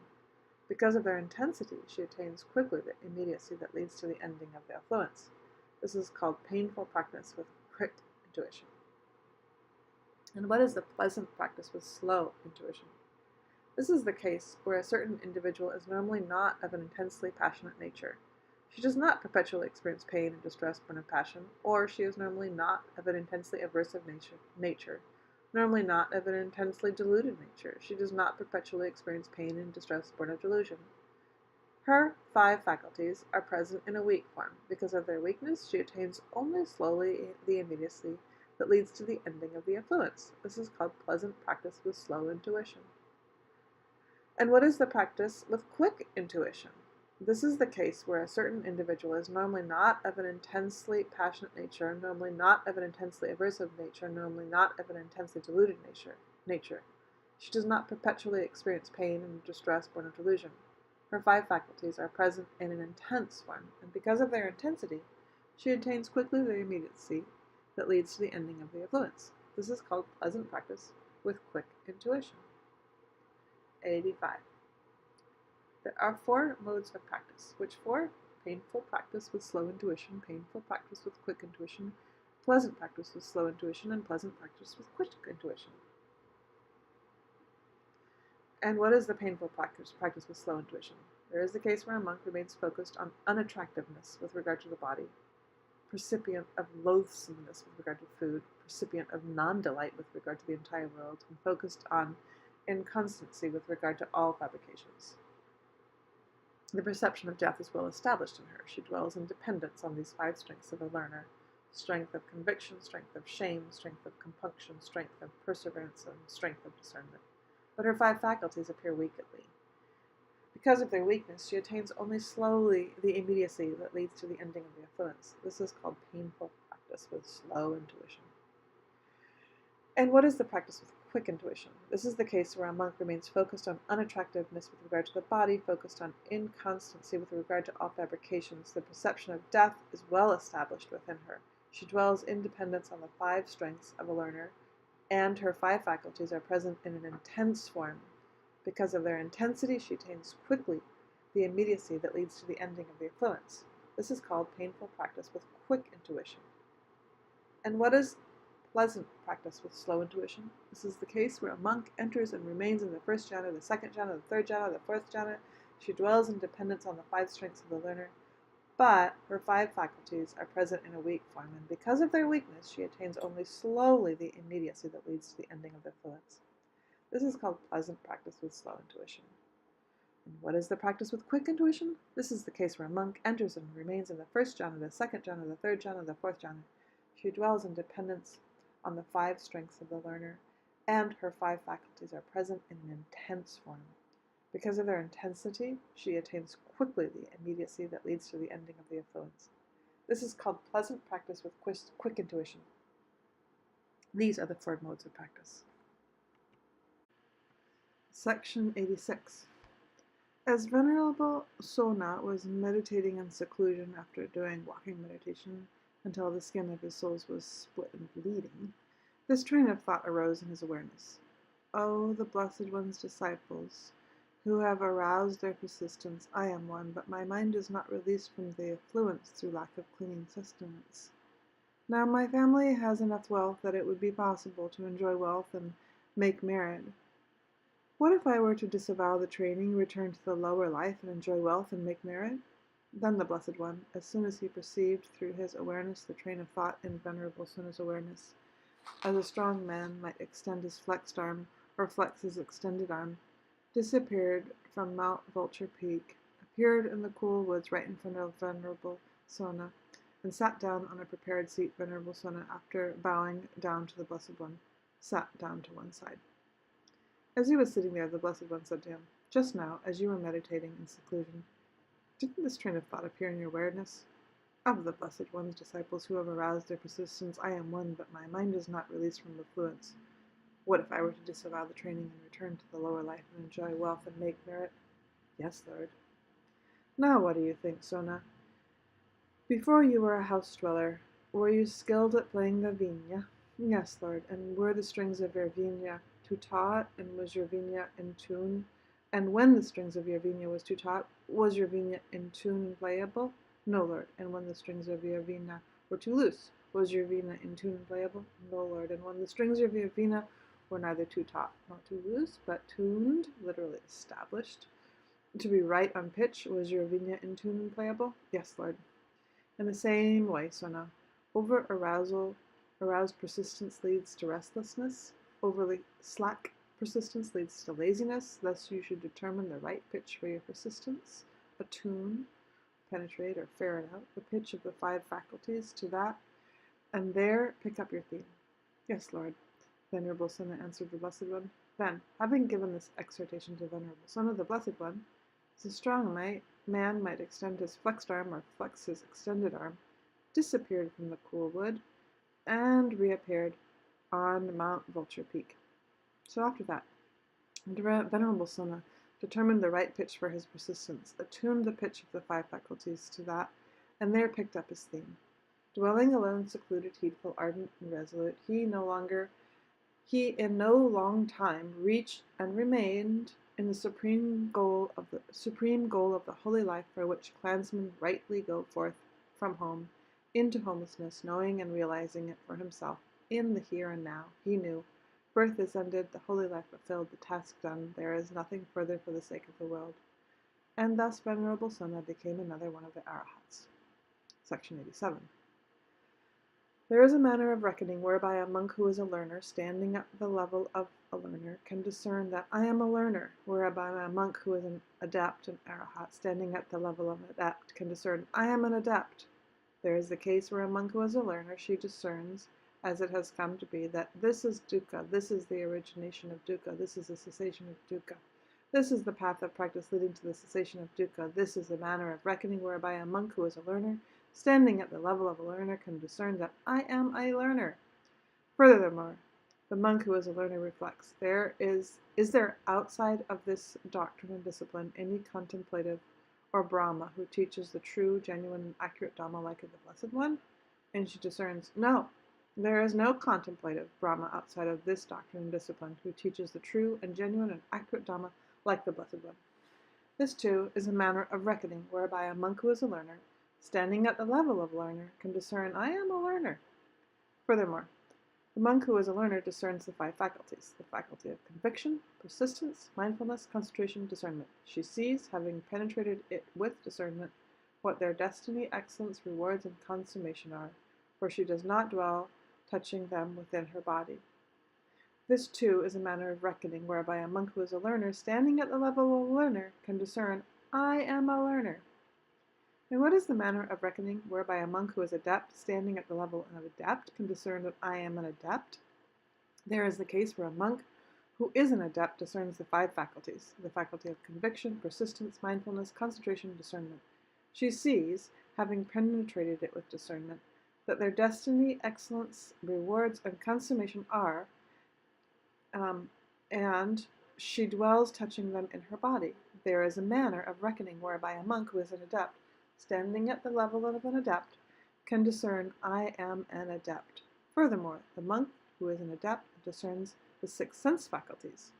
These are the faculty of the eye, ear, nose, tongue, body, and intellect. She discerns these 6 sense faculties will cease entirely everywhere and in every way, without remainder, and with no other set of 6 sense faculties.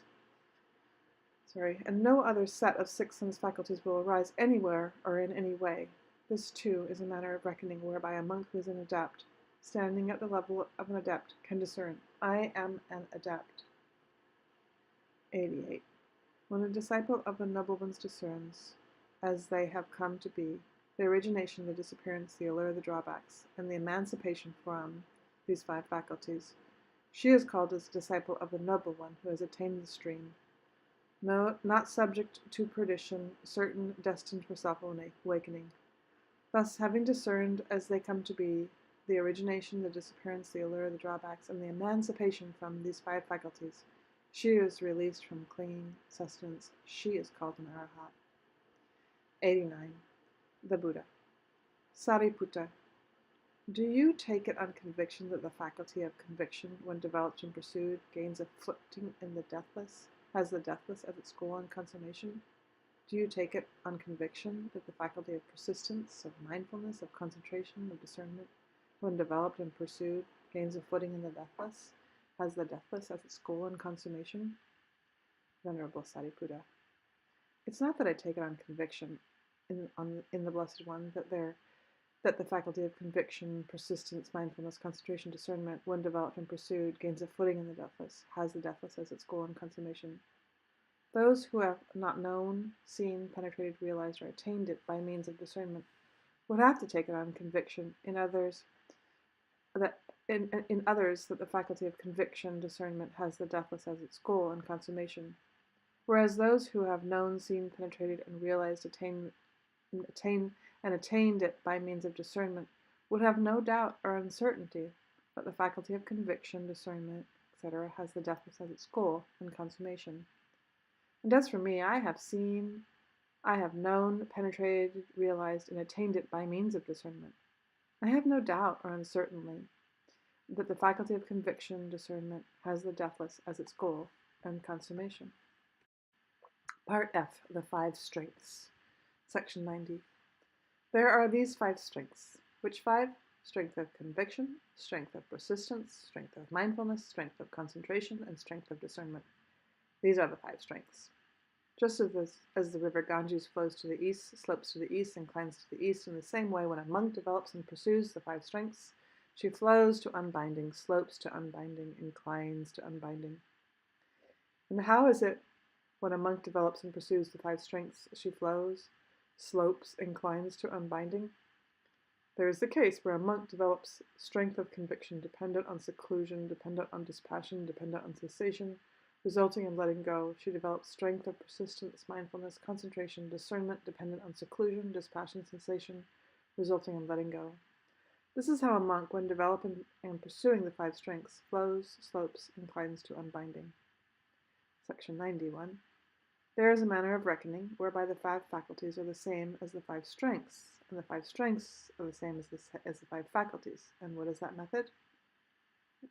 Whatever is the faculty of conviction, that is the faculty that is the strength of conviction. Whatever is the strength of conviction, that is the faculty of conviction. Whatever is the faculty of persistence, that is the strength of persistence. Whatever is the strength of persistence, that is the faculty of persistence. Whatever is the faculty of mindfulness, that is the strength of mindfulness. Whatever is the strength of mindfulness, that is the faculty of mindfulness. Whatever is the faculty of concentration, that is the strength of concentration. Whatever is the strength of concentration, that is the faculty of concentration. Whatever is the faculty of discernment, that is the strength of discernment. Whatever is the strength of discernment, that is the faculty of discernment. Imagine a river, flowing, sloping, inclining towards the east, in whose midst is an island. There is a manner of reckoning whereby the river is classified as one current, and another manner of reckoning whereby it is classified as 2. And what is the first manner of reckoning? Whatever water lies to the east of the island and whatever water lies to the west of the island. This is the manner of reckoning whereby the river is classified as one current. And what is the manner of the second reckoning? Whatever lies to the north of the island and whatever lies to the south. This is the manner of reckoning whereby the river is classified as 2. In the same way, whatever is the faculty of conviction, that is the strength of conviction. Whatever is the strength of conviction, that is the faculty of conviction. Whatever is the faculty of discernment, that is the strength of discernment. Whatever is the strength of discernment, that is the faculty of discernment. Section G, the 7 factors for awakening.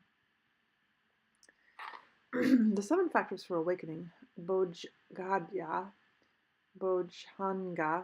I guess, are closely related to the practice of the 4 frames of reference. The text uses 2 patterns to describe this relationship. The first pattern is a spiral showing how the 7 factors of awakening build on the 4 frames of reference. This point is reflected in the position of mindfulness, defined as the practice of any one of the 4 frames of reference. as the first factor in the list. Discernment, in the role of the analysis of mental qualities into skillful and unskillful, builds on the right mindfulness and leads to persistence, which in the form of right effort or exertion maximizes the skillful qualities and minimizes the unskillful ones. This, in turn, leads to 4 factors associated with jhana: rapture, serenity, concentration, and equanimity. Equanimity here is not a neutral feeling, but rather a balancing or moderation, an evenness of mind with regard to any feeling or object that arises.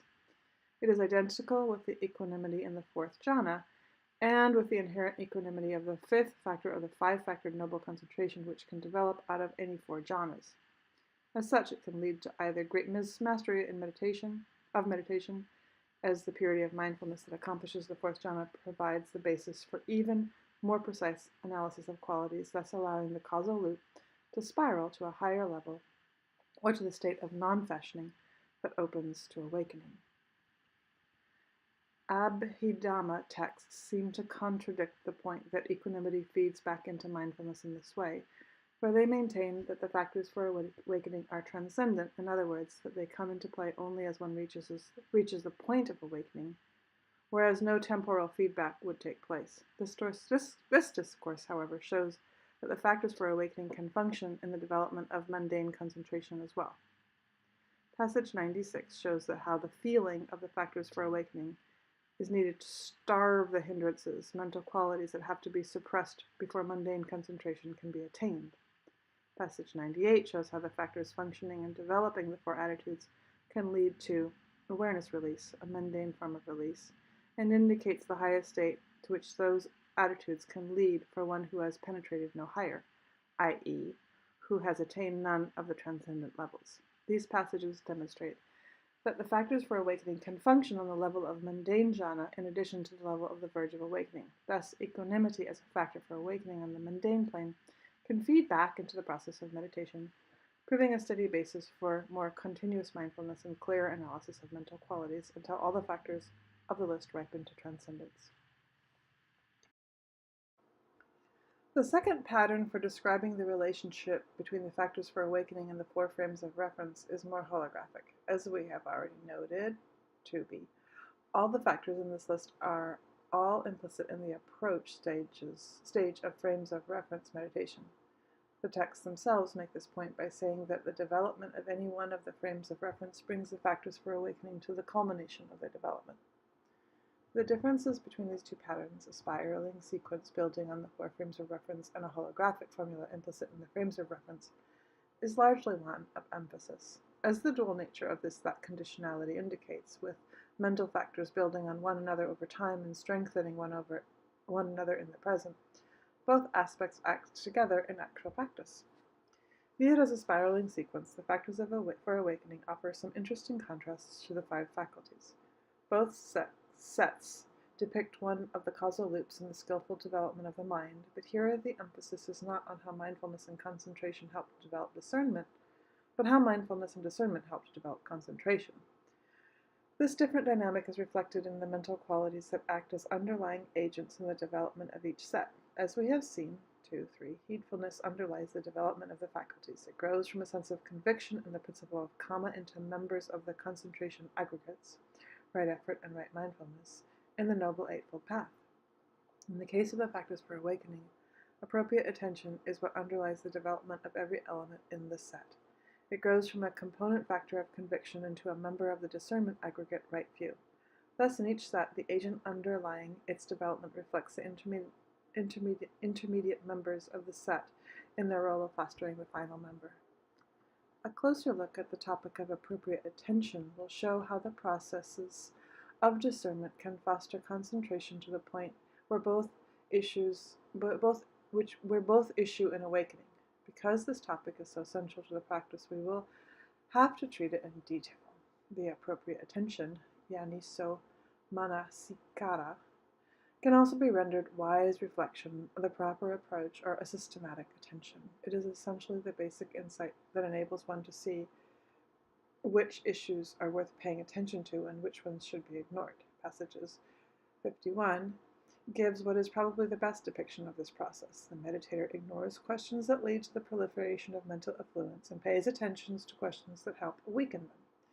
As we noted in 1b, the knowledge that puts an end to the affluence deals with experience in the phenomenological mode.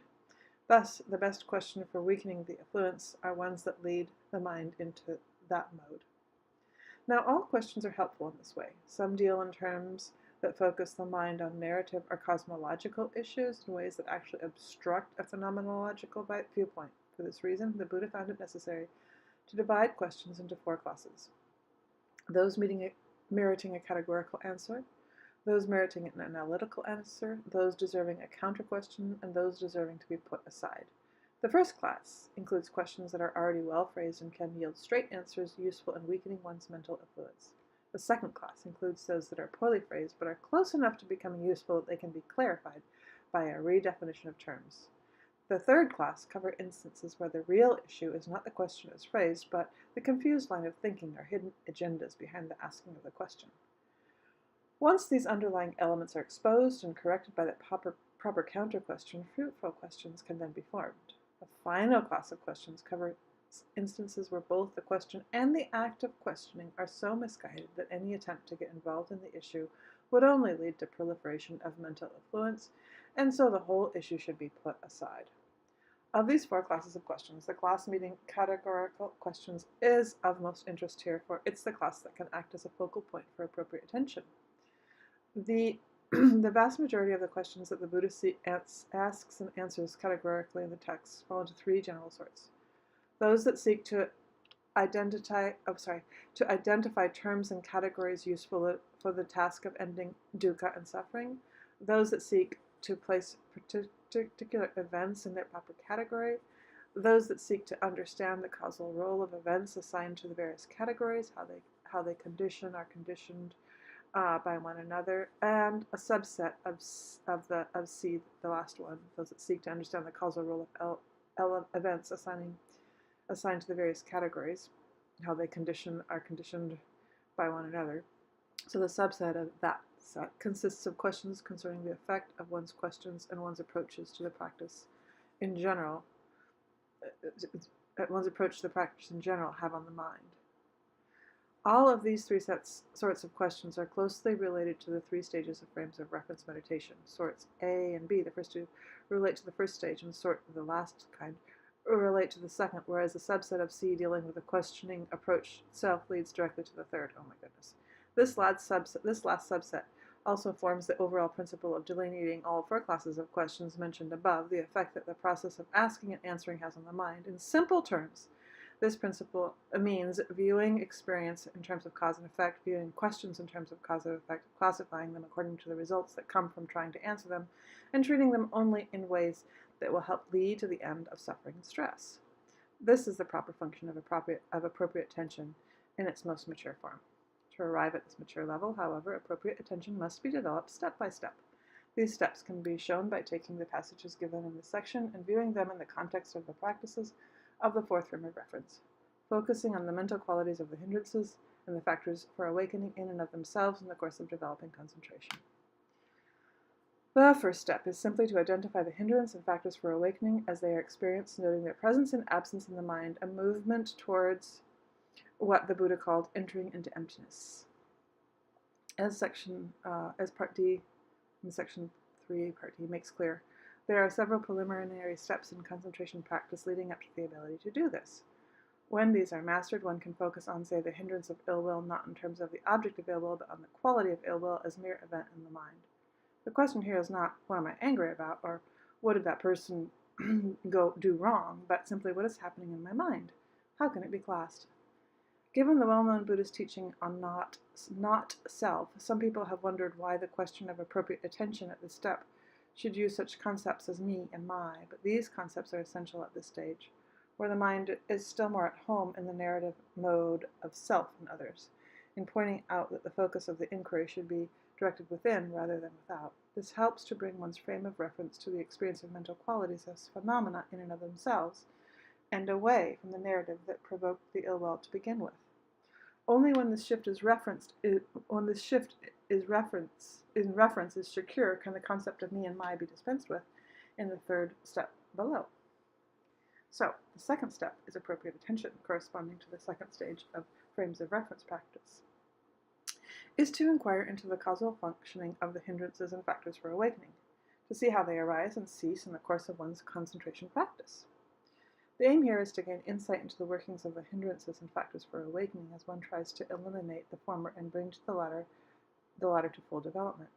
The passages in this section dealing with this step treat the issue in terms of two metaphors, balance on the one hand, feeding and starving on the other, and list the desired results of the meditation as a standard of measurement for gauging the success of one's practice.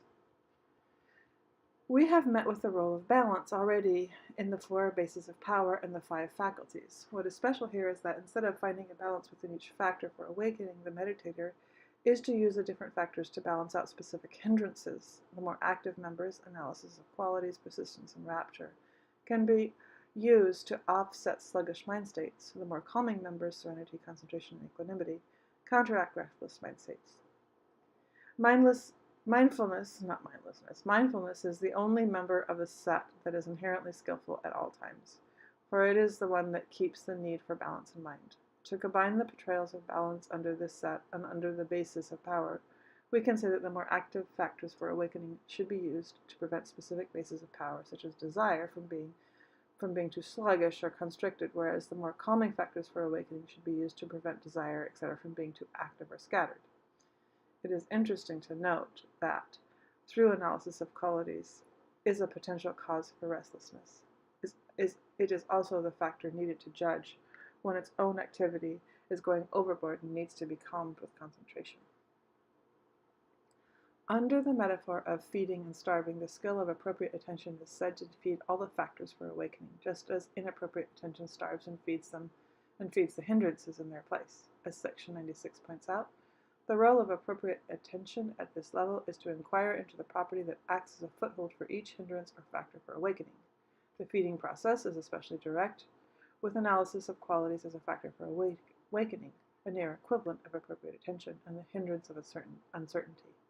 These two form a pair, in that the feeding of analysis of qualities as a factor for awakening in and of itself starves the hindrance of uncertainty and vice versa. Appropriate attention to the effects of skillful and unskillful qualities in the mind, in other words, focusing on questions and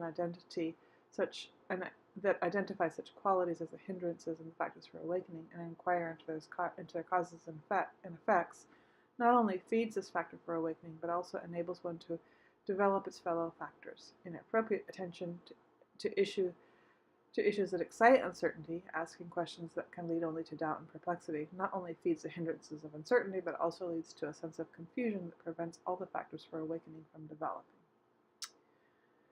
With some of the other factors for awakening, such as mindfulness, rapture, and equanimity, the texts are vague as to exactly which properties form their potential footholds. A few of these properties can be inferred from other texts, so they are cross-referenced in the relevant passages. The remaining instances can serve as challenges for each meditator to explore through practice. Challenges of this sort are valuable in forcing one to become self-reliant at observing cause and effect and asking the right questions, two skills that are basics to the development of appropriate attention and the path of practice as a whole. As one becomes more skillful in identifying these properties and attending to them in the appropriate way, one's skill at concentration practice improves. Concentration and equanimity then feed back into the loop by purifying mindfulness and the practice of jhana, providing a steady basis for discernment in terms of more precise analysis of qualities and more subtlety in one's attention.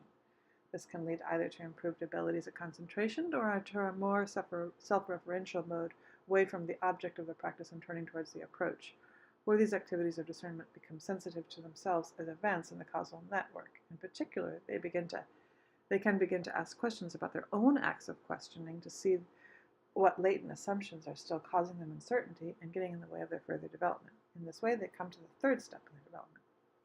According to the text, the most insidious issue that can excite uncertainty are questions that center on the concept of I. Do I exist? Do I not exist? In the cosmological or metaphysical mode, this concept leads to such questions as, does the self exist? Does it not exist? In the psychological or personal narrative mode, it leads to the sense of self-identity, attachment to the object which one identifies and all the suffering that inherently results. In either mode, this concept leads to uncertainty about the past and future. Do I exist in the past? Will I exist in the future? What will I be? All of these questions obviously pull the mind out of the phenomenological mode. Passage 51 shows that the Buddha regarded them as leading to mental affluence and thus unworthy of attention. The one time he was asked point blank as to whether or not there was a self, he refused to answer, thus showing that the question deserves to be put aside. What then of the well-known Buddhist teachings, of the teachings on not self? From the ways these teachings are expressed in some of the texts, it might be inferred that the Buddha held to the principle that there is no self. Here, though, it is important to remember that the Buddha's own comment on how his teachings are to be interpreted. With some of them, he said, it's proper to draw inference, whereas with others it's not. Unfortunately, he didn't illustrate the distinction between the two types of teachings with specific examples. However, we're apparently safe in assuming that if we try to draw inferences from his statements to give either a categorical answer, no, there is no self, or yes, there is, or an analytical answer, it depends on how you define self, to a question that the Buddha showed by example should not be asked or answered, we are drawing inferences where they should not be drawn. A more fruitful line of inquiry is to view experience, not in terms of the existence or non-existence of the self, but in terms of the categories of the Four Noble Truths, which, section 51 identifies as the truly proper subject of appropriate attention. If we look at the way the Buddha phrases questions about not self in the context of the duties appropriate to the Four Noble Truths, we see that they function as tools for comprehending dukkha and abandoning the craving and clinging that causes it. Thus, this line of questioning brings about the ending of the mental affluence. Rather than asking, do I exist, one should ask, is this mine? Is this me? If these things are regarded as me or mine, will there be suffering? These questions, when properly answered, no, no, and yes, can lead directly to the phenomenological mode on to release from clinging and from suffering and stress. Thus, they are worth asking. When applied to the hindrances and factors for awakening, this line of inquiry can bring the mind to the third stage of frames of reference meditation by calling into question the me and my assumed in the first step of questioning. This undermines any sense of self-identification, first with the hindrances, such as I'm drowsy, then with the factors of awakening, such as my mind is serene. All that there remains is the radically phenomenological mode that enters fully into the emptiness on the verge of non-fashioning, where there is no longer any question but simply awareness that there are mental qualities. There is this. This is the threshold to awakening. Throughout the process of developing appropriate attention in the course of the second and third stages of frames of reference meditation, the spiraling loop of the factors for awakening continually feed back on itself as the factor of equanimity allows the factors of mindfulness and analysis of qualities to gauge the success of the practice and to call for adjustments where needed. The standard of measurement to be used in this evaluation is given in the formula that frequently accompanies the definition for the factors for awakening in the texts. Each factor should ideally depend on seclusion, dispassion, cessation, resulting in letting go. The terms in this list occur both in mundane and in transcendent contexts, which indicate that they have both mundane and transcendent levels of meaning. On the mundane level, they play a role in the practice of jhana for the role of letting go in concentration. See section 71. As they develop and reach transcendence, they bring the mind to the state of non-fashioning. By basing one's practice on seclusion, dispassion, and cessation found in the jhana by basing one's practice on the seclusion, dispassion, and cessation found in the jhana that takes letting go as its object, and by feeding it through the constant evaluation provided by appropriate attention and analysis of qualities to the point of ever more refined levels of letting go, one brings together in the mental qualities of attention and intention and intention in a mutually reinforcing way that heads in the direction of awakening. At the highest level of letting go, the knowing but not holding, that we equate with the perceptual mode of emptiness on the verge of non-fashioning in section 2e, appropriate attention gives way to transcendent clear knowing. The intention underlying this practice of jhana gives way to the stillness of the resulting transcendent freedom. This is how the factors for awakening, in the words of the text, quote, when developed and pursued, lead to the culmination of clear knowing and release. All right, passages from the Pali Canyon. 92. Once the Blessed One was staying at Sakita in the Anjana Forest Game Refuge. The Kandalinya, the wanderer, came to where the Blessed One was staying, and on arrival greeted him courteously, and after exchanging in pleasant conversation, sat to one side. As he was sitting there, he said to the Blessed One, Master Gautama, I like to frequent gatherings in parks. It is my habit at midday, after my morning meal, to go from park to park, from garden to garden. There I encounter various contemplatives and Brahmas discoursing on the rewards of defending their own tenets in debate, and rewards of condemning those of others. Now, in the experience of what reward does Master Gautama dwell? The Tathagata dwells experiencing the reward of the fruits in clear knowing and release. But what are the qualities that, when developed and pursued, lead to the culmination of clear knowing and release? The 7 factors for awakening. And what are the qualities that lead to the culmination of the 7 factors for awakening? The 4 frames of reference. And what are the qualities that lead to the culmination of the 4 frames of reference? The 3 courses of right conduct. And what are the qualities that lead to the culmination of the 3 courses of right conduct? Restraint of the senses. And how does restraint of the senses, when developed and pursued, lead to the culmination of the 3 courses of right conduct? There is the case where a monk, on seeing a pleasant form for the eye, doesn't hanker after it, doesn't delight in it, doesn't give rise to a passion for it. Unmoved in body and mind, she is inwardly well composed and well released. On seeing an unpleasant form with the eye, she is not upset, her mind is not unsettled, her feelings are not wounded, her mind does not become resentful. Unmoved in body and unmoved in mind, she is inwardly well composed and well released. On hearing a unpleasant sound with the ear, on smelling a pleasant or unpleasant smell with the ear, on tasting a pleasant or unpleasant taste with the tongue, on feeling a pleasant or unpleasant tactile sensation with the body, on cognizing a pleasant idea with the intellect. She doesn't hanker after it, doesn't delight in it, doesn't give rise to a passion for it. Unmoved in body and unmoved in mind, she is inwardly well composed and well released. On cognizing an unpleasant idea with the intellect, she is not upset, her mind is not unsettled, her feelings are not wounded. Her mind does not become resentful. Unmoved in body and unmoving in mind, she is inwardly well composed and well released. Thus, Kundaliniya is how restraint of the senses, when developed and pursued, leads to the culmination of the 3 courses of right conduct. And how are the 3 courses of right conduct developed and pursued so as to lead to the culmination of the 4 frames of reference? There is the case where a monk abandons wrong conduct in terms of her deeds and develops the right conduct in terms of her deeds, abandons wrong conduct in terms of her speech, and develops right conduct in terms of her speech, abandons wrong conduct in terms of her thoughts, and develops right thought in terms of her thoughts. This, Kandaliya, is how the 3 courses of right conduct, when developed and pursued, lead to the culmination of the 4 frames of reference. And how are the 4 frames of reference developed and pursued so that the 7 factors for awakening come to completion? 1. On whatever occasion the monk remains focused on the body in and of itself, alert, ardent, mindful, putting aside greed and distress with reference to the world, and on that occasion her mindfulness is steady and without relapse.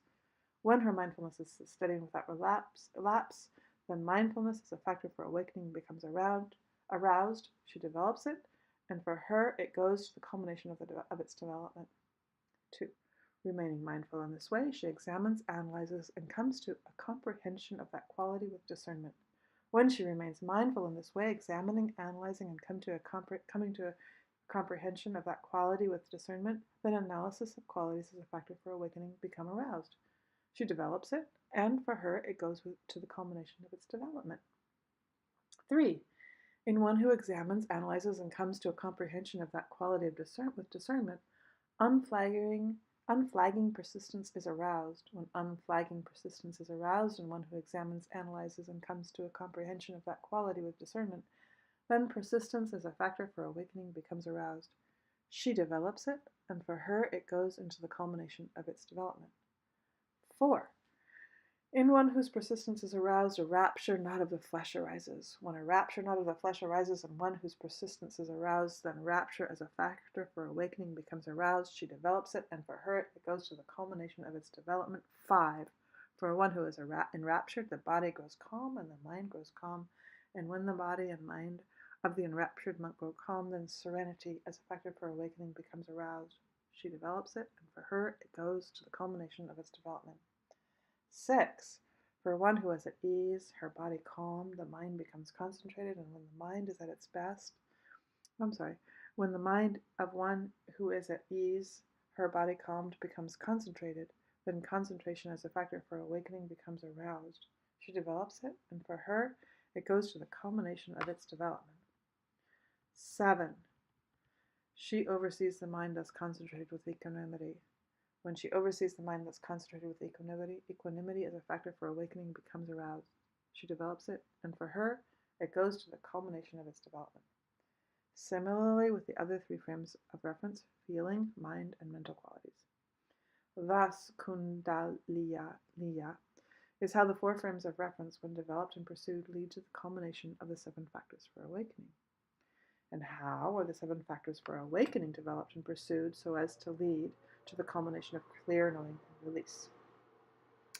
There is the case where a monk develops mindfulness as a factor for awakening dependent on seclusion, dispassion, cessation, resulting in letting go.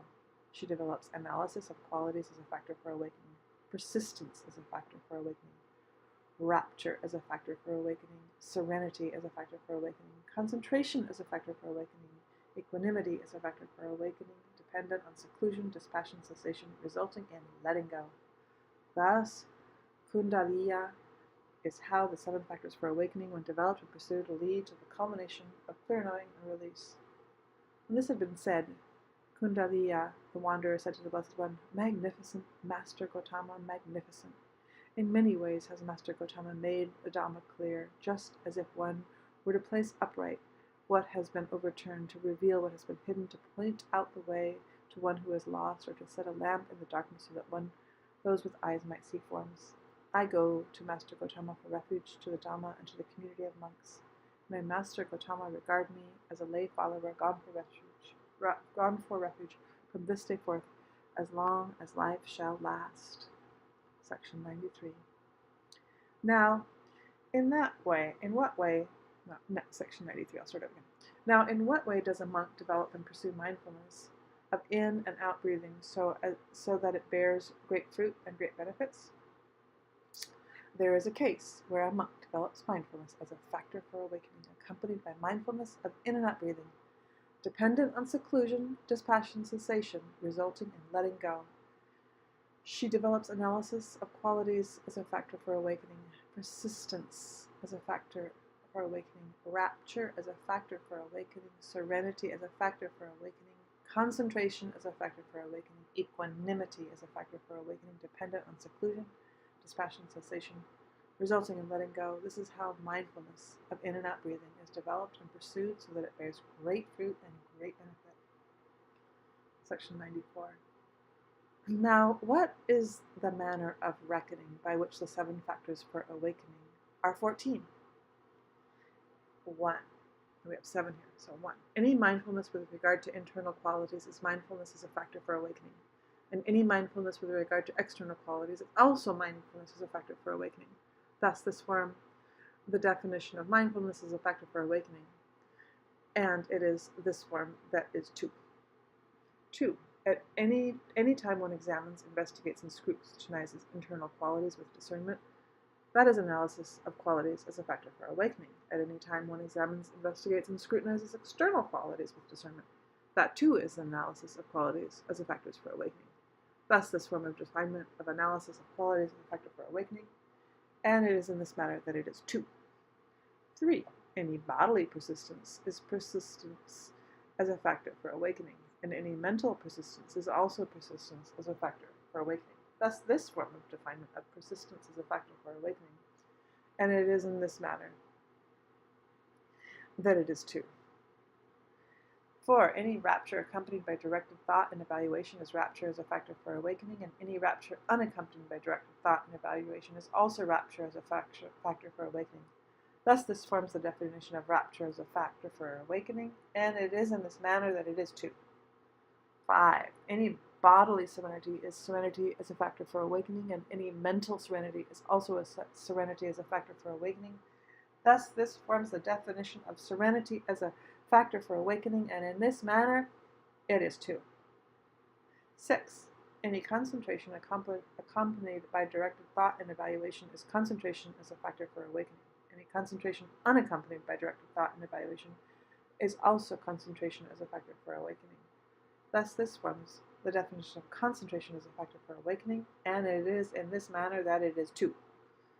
7. Any equanimity with regard to internal qualities is equanimity as a factor for awakening, and any equanimity with regard to external qualities is also equanimity as a factor for awakening.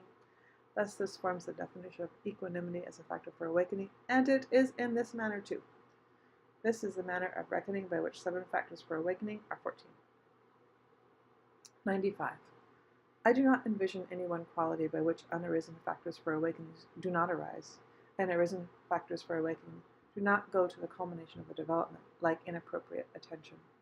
When a person's attention is inappropriate, unarisen factors for awakening do not arise, and arisen factors for awakening do not go to the culmination of the development. I do not envision any one quality by which unarisen factors for awakening arise, and arisen factors for awakening go to the culmination of the development, like appropriate attention. When a person's attention is appropriate, unarisen factors for awakening arise, and arisen factors for awakening go to the culmination of their development. 96. Monks, I will teach you the feeding and starving of the 5 hindrances, and of the 7 factors for awakening. Listen and pay close attention. I will speak. Feeding the hindrances. And what is the food for the arising of unarisen sensual desire, or for the growth and increase of sensual desire once it has arisen? There is the theme of beauty, to foster inappropriate attention to it. This is the food for the arising of unarisen desire, or for the growth and increase of sensual desire once it has arisen. And what is the food for the arising of unarisen ill will, or for the growth and increase of ill will once it has arisen? There is the theme of irritation, to foster inappropriate attention to it. This is the food for the arising of unarisen ill will, or for the growth and increase of ill will once it has arisen. And what is the food for the arising of unarisen sloth and drowsiness, or for the growth and increase of sloth and drowsiness once it has arisen? There is boredom, weariness, yawning, drowsiness after a meal, and sluggishness of awareness. To foster inappropriate attention to them, this is the food for the arising of unarisen sloth and drowsiness, or for the growth and increase of sloth and drowsiness once it has arisen. And what is the food for the arising of unarisen restlessness and anxiety, or for the growth and increase of restlessness and anxiety once it has arisen? There is non-stillness of awareness. To foster inappropriate attention to that, this is the food for the arising of unarisen restlessness and anxiety, or for the growth and increase of restlessness and anxiety once it has arisen.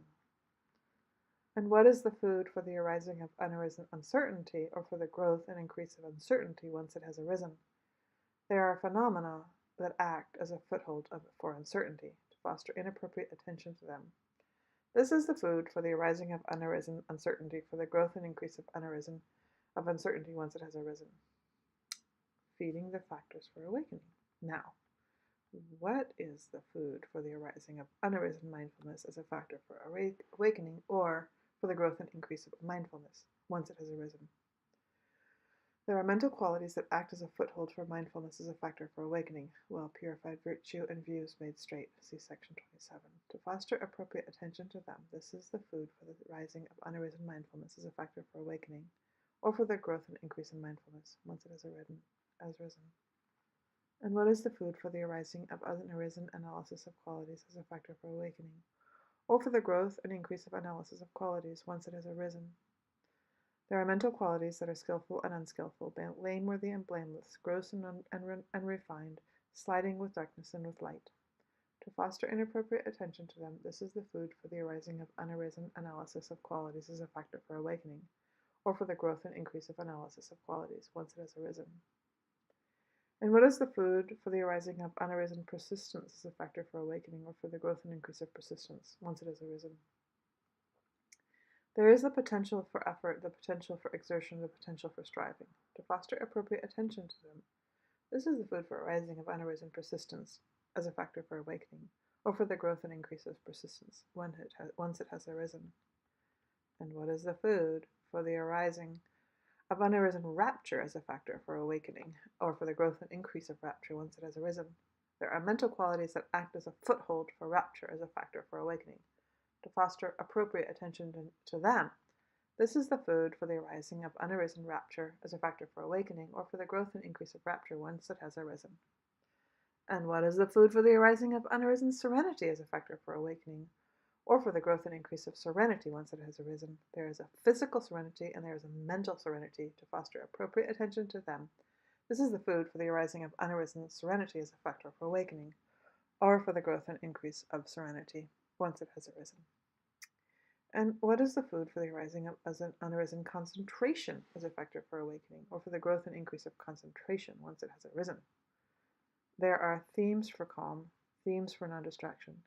These are the 4 frames of reference. To foster appropriate attention to them, this is the food for arising of unarisen concentration as a factor for awakening, and for the growth and increase of concentration once it has arisen. And what is the food for arising of the unarisen equanimity as a factor for awakening, or for the growth and increase of equanimity once it has arisen? There are mental qualities that act as a foothold for equanimity as a factor for awakening. To foster appropriate attention to them, this is the food for arising of unarisen equanimity as a factor for awakening, or for the growth and increase of equanimity once it has arisen. Starving the hindrances. Now, what is the lack of food for the arising of unarisen sensual desire, or for the growth and increase of sensual desire once it has arisen? There is a theme of unattractiveness. To foster appropriate attention to this. This is lack of food for the arising of unarisen sensual desire, or for the growth and increase of sensual desire once it has arisen. And what is the food for the arising of unarisen ill will, or for the growth and increase of ill will once it has arisen? There is awareness release through goodwill, compassion, empathetic joy, or equanimity. To foster appropriate attention to that, this is the lack of food for the arising of unarisen ill will, or for the growth and increase of ill will once it has arisen. And what is the lack of food for the arising of unarisen sloth and drowsiness, or for the growth and increase of sloth and drowsiness once it has arisen? There is the potential for effort, the potential for exertion, the potential for striving, to foster appropriate attention to them. This is the lack of food for the arising of unarisen sloth and drowsiness, or for the growth and increase of sloth and drowsiness once it has arisen. And what is the lack of food for the arising of unarisen restlessness and anxiety, or for the growth and increase of restlessness, anxiety once it has arisen? There is the stilling of awareness, to foster appropriate attention to this. This is lack of food for the arising of unarisen restlessness and anxiety, or for the growth and increase of restlessness and anxiety once it has arisen. And what is the lack of food for the arising of unarisen uncertainty, or for the growth and increase of uncertainty once it has arisen? These are the mental qualities that are skillful and unskillful, blameworthy and blameless, gross and refined, siding with darkness and with light, to foster appropriate attention to them. This is the lack of food for the arising of unarisen uncertainty, or for the growth and increase of uncertainty once it has arisen. Starving the factors for awakening. Now, what is the lack of food for arising of unarisen mindfulness as a factor for awakening, or for the growth and increase of mindfulness once it has arisen? These are the mental qualities that act as a foothold for mindfulness as a factor for awakening. To foster inappropriate attention to them, there is lack of food for the arising of unarisen mindfulness as a factor for awakening, or for the growth and increase of mindfulness once it has arisen. Or what is the lack of food for the arising of unarisen analysis of qualities as a factor for awakening, or for the growth and increase of analysis of qualities once it has arisen? These are the mental qualities that are skillful and unskillful, blameworthy and blameless, gross and refined, sliding with darkness and light. To foster inappropriate attention to them, this is lack of food for the arising of unarisen analysis of qualities as a factor for awakening, or for the growth and increase of analysis of qualities once it has arisen. And what is the lack of food for the arising of unarisen persistence as a factor for awakening, or for the growth and increase of persistence once it has arisen. There's a potential for effort, the potential for exertion, the potential for striving, to foster inappropriate attention to them. This is the lack of food for the arising of unarisen. Persistence as a factor for awakening, for the growth and increase of persistence once it has arisen. And what is the lack of food for the arising of unarisen rapture as a factor for awakening, or for the growth and increase of rapture once it has arisen? There are mental qualities that act as a foothold for rapture as a factor for awakening. To foster inappropriate attention to them, this is the lack of food for the arising of unarisen rapture as a factor for awakening, or for the growth of increased rapture once it has arisen. And what is the lack of food for arising from unarisen serenity as a factor for awakening, or for the growth and increase of serenity once it has arisen? There is bodily serenity and there is mental serenity. To foster inappropriate attention to them, this is lack of food for the arising of unarisen serenity as a factor for awakening, or for the growth and increase of serenity once it has arisen. And what is a lack of food for the arising of unarisen concentration as a factor for awakening, or for the growth and increase of the concentration once it has arisen? These are the themes for concentration, themes for non-confusion. To foster inappropriate attention to them, this is the lack of food for the arising of unarisen concentration as a factor for awakening, or for the growth and increase of concentration once it has arisen. And last, what is the lack of food for arising of unarisen equanimity as a factor for awakening, or for the growth and increase of equanimity once it has arisen? There are mental qualities that act as a foothold for equanimity as a factor for awakening. To foster inappropriate attention to them, this is a lack of food for the arising of unarisen equanimity as a factor for awakening, or for the growth and increase of equanimity once it has arisen. Section 97. Fire. Monks, on occasion when the mind is sluggish, that is the wrong time to develop serenity as a factor for awakening, concentration as a factor for awakening, equanimity as a factor of awakening. Why is that? The sluggish mind is hard to raise up by those mental qualities, just as if a woman wanting to make a small fire blaze up were to place wet grass on it, wet cow dung, and wet sticks, were to give it a spray of water and smother it with dust. Is it possible that she would make the small fire blaze up? No, Lord. In the same way, when the mind is sluggish, that is the wrong time to develop serenity as a factor for awakening, concentration as a factor for awakening, equanimity as a factor for awakening. Why is that? The sluggish mind is hard to raise up by these mental qualities. Now, on occasion when the mind is sluggish, that is the right time to develop analysis of qualities as a factor for awakening, persistence as a factor for awakening, rapture as a factor for awakening. Why is that? The sluggish mind is easy to raise up by these mental qualities, just as if a woman wanting to make a small fire blaze up were to place dry grass on it, dry cow dung, and dry sticks, were to blow on it with her mouth and not smother it with dust. Well, is it possible that she would make a small fire blaze up? Yes, Lord. In the same way, when the mind is sluggish, that is the right time to develop analysis of qualities as a factor for awakening, persistence as a factor for awakening, rapture as a factor for awakening. Now, on occasion, when the mind is restless, that is the wrong time to develop analysis of qualities as a factor for awakening, persistence as a factor for awakening, and rapture as a factor for awakening. Why is that? The restless mind is hard to calm down with those mental qualities, just as if a woman wanting to put out a large fire were to place dry grass on it, dry cow dung, and dry sticks, and were to blow on it with her mouth and not smother it with dust. Is it possible she would put it out? No, Lord. In the same way, when the mind is restless, that is the wrong time to develop analysis of qualities as a factor of awakening, persistence of qualities as a factor for awakening, and rapture as a factor for awakening. Now, on occasion when the mind is restless, that is the right time to develop serenity as a factor for awakening, concentration as a factor for awakening, equanimity as a factor for awakening. Why is that? The restless mind is easy to calm down with those mental qualities, just as if a woman wanting to put out a large fire were to place wet grass on it, wet cow dung, and wet sticks, and were to give it a spray of water or smother it with dust. It is possible that she would put it out. Yes, Lord. In the same way, when the mind is restless, that is the right time to develop serenity as a factor for awakening, concentration as a factor for awakening, equanimity as a factor for awakening. Why is that? The restless mind is easy to calm down with those mental qualities. As for mindfulness, I tell you, that is beneficial everywhere. Section 98. Awareness release. And how is awareness release through goodwill developed? What is its destiny? What is its excellence, its rewards, and its consummation? There is a case where a monk develops mindfulness as a factor for awakening accompanied by goodwill, dependent on seclusion, dispassion, cessation, resulting in letting go. She develops analysis of qualities as a factor for awakening, persistence as a factor for awakening, rapture as a factor for awakening, serenity as a factor for awakening, concentration as a factor for awakening, equanimity as a factor for awakening, accompanied by goodwill, dependent on seclusion, dispassion, cessation, resulting in letting go. If she wants, she remains percipient of loathsomeness in the presence of what is not loathsome. If she wants, she remains percipient of unloathsomeness in the presence of what is loathsome. If she wants, she remains percipient of loathsomeness in the presence of what is not loathsome and what is.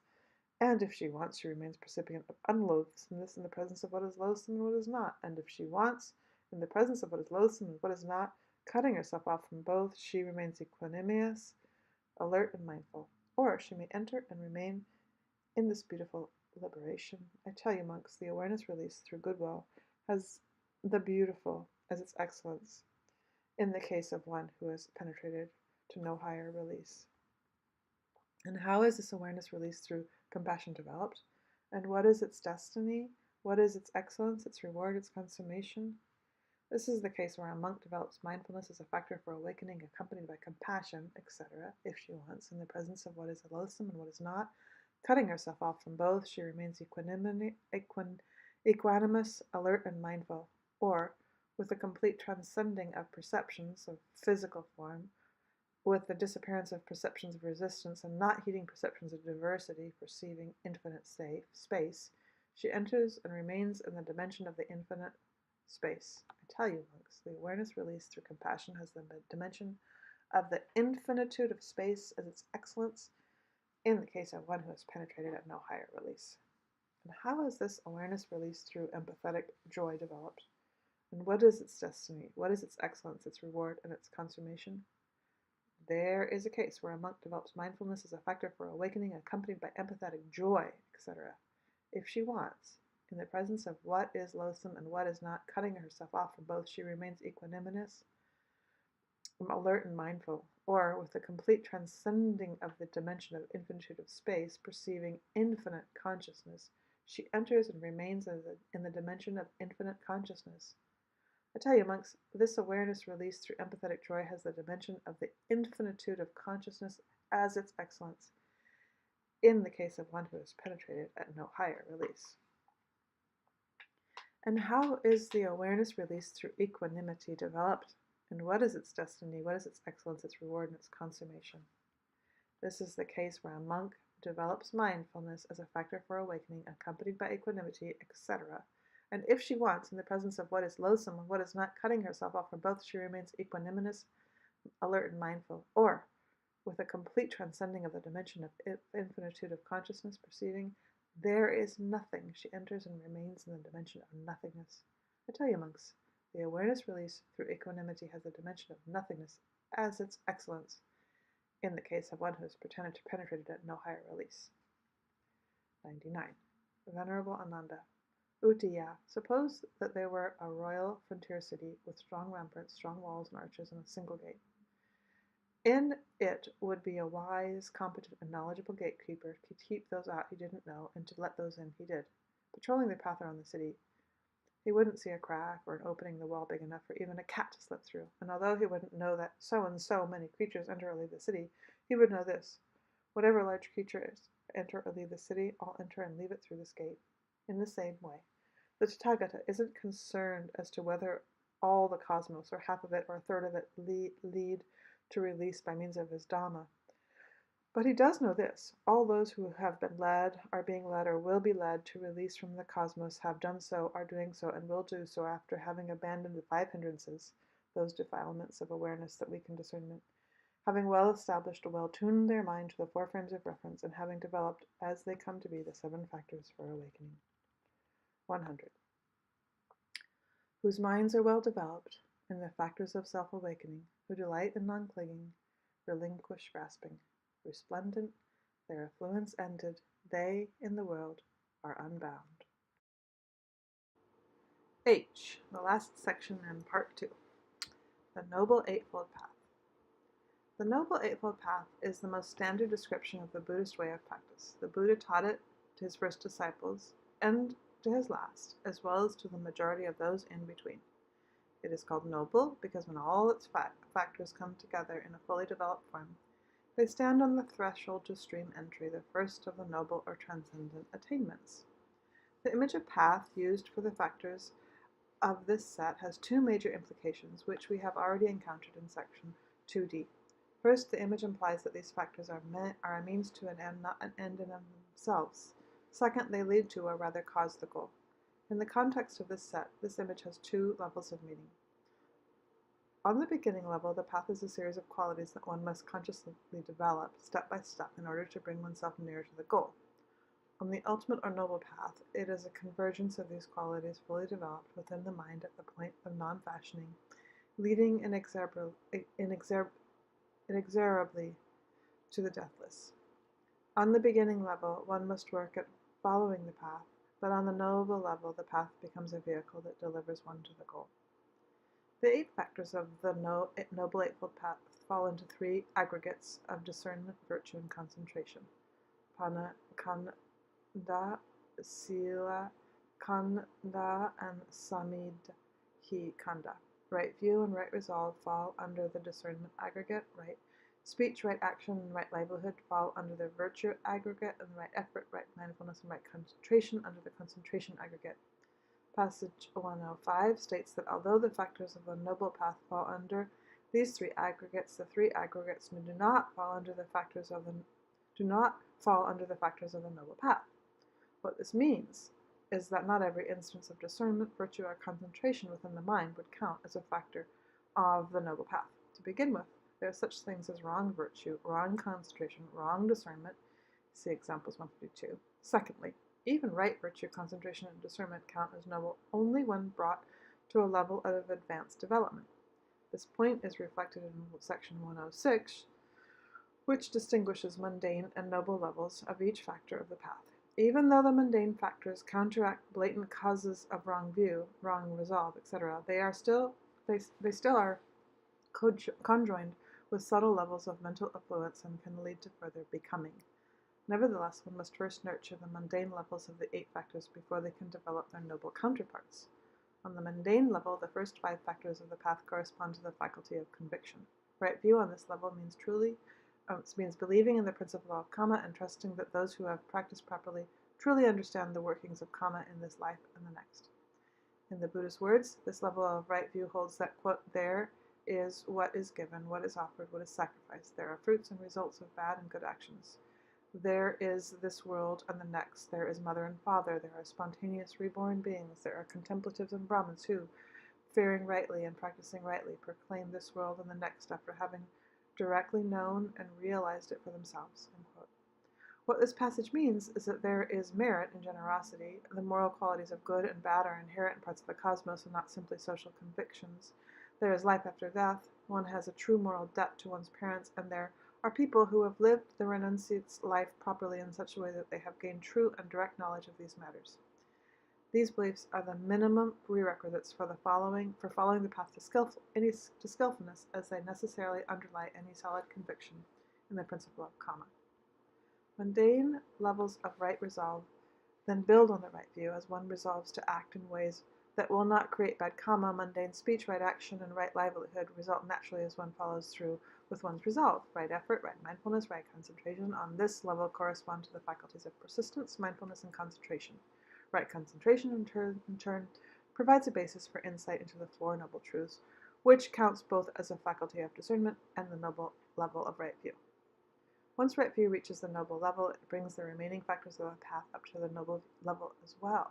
One of the striking features of this level of the path is that it consists primarily of discernment and concentration, see the qualities that are to be developed in section 101, with the boundaries between the two increasingly blurred. The noble level of right resolve, part of the discernment aggregate, consists of directed thought, evaluation, and mental singleness, all of which are factors of jhana. The noble level of right speech, right action, and right livelihood differ from the mundane levels of those factors in that the emphasis here is on the state of mind of the person abstaining from wrong speech, action, and livelihood.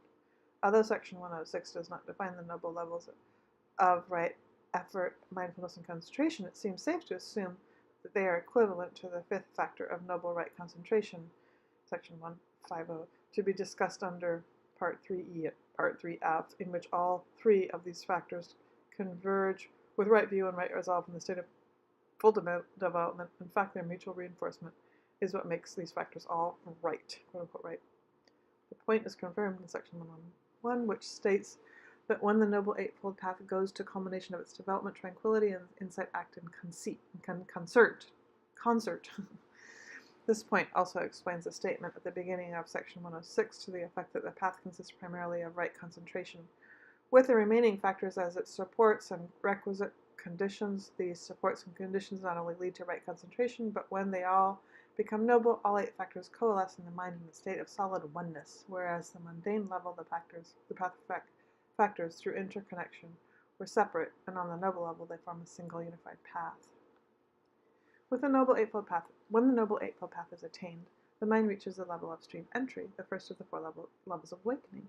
Thus, the Noble Eightfold Path represents the culmination of all seven sets to the wings of awakening. To attain each of the next two levels of awakening, once returning and non-returning, the eight Noble Path factors must converge again in the mind. However, to attain the highest level, Aratship, the eight Noble factors must converge together in two more: right knowledge and right release. Right knowledge is nowhere defined per se in the canon, but section 195 would seem to indicate the following relationship between it and right view. Right view is realization of the Four Noble Truths and the duties appropriate to each, while right knowledge is the realization that the duties have been brought to fulfillment. The conjunction of the right knowledge and right release reflects, on a higher level, the conjunction of discernment and concentration on the noble level of the Eightfold Path.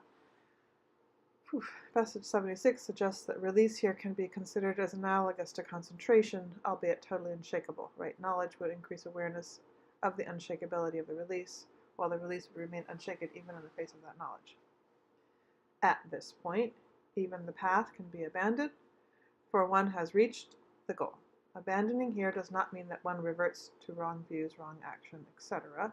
Rather, one no longer needs to use right view as a means to further attainment. As the state, the awakened one continues practicing meditation and exercising right view as pleasant rulings for the mind, conductive of mindfulness and alertness, and leads a moral life both for its inherent pleasure and for the sake of the example it offers to those still on the path. The Noble Eightfold Path, like the seven factors for awakening, is explicitly explained both as a causal loop and as a holographic formula. We have already just described the causal loop above and showing how the development of the mundane and the noble path factors follows the pattern of the five faculties. Passage 106 presents a holographic pattern in which the development of each factor needs three main supporting factors: right view, which acts as a leader so as to know what the right and wrong versions of the factors are; right effort, which makes the effort to abandon the wrong version and develop the right; and right mindfulness, which keeps the task of right effort in mind.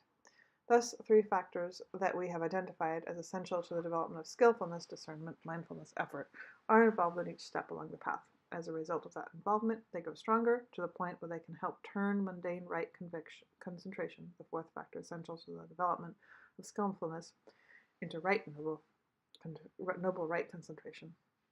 In this sense, they play a role analogous to that of heedfulness in the five faculties and appropriate attention in the seven factors for awakening. In fact, they seem to be a complete working out of the elements implicit in these two qualities. A quick review of the seven sets will show that all of them develop both in a linear and in a holographic way. Even the holographic sets, the frames of reference, right exertions, and bases of power, contain implicit versions of causal loops, and that all three must follow the three stages of frames of reference meditation. Even the linear causal loop set, the five faculties and strengths, and the seven factors of awakening and the Noble Eightfold Path, contain implicit holographic formula, in that the dynamic of their development is inherent in specific qualities of clusters of qualities: heedfulness in the case of the faculties of strengths, appropriate attention in the case of the factors for awakening, and the cluster of right view, right mindfulness, right effort in the case of the Noble Eightfold Path. This combination of linear and holographic patterns grows more complex as we remember that each of the first two stages of frames of reference meditation can form linear causal loops within themselves, while two of the factors in the three-part cluster that develop in the Eightfold Path, right mindfulness and right effort, are equivalent to holographic sets of the frames of reference of the right exertions. This formal convergence of two causal patterns in the development of paths reflects not only the dual principle of this-that conditionality, but also a very practical point in the task of developing the skills of the mind.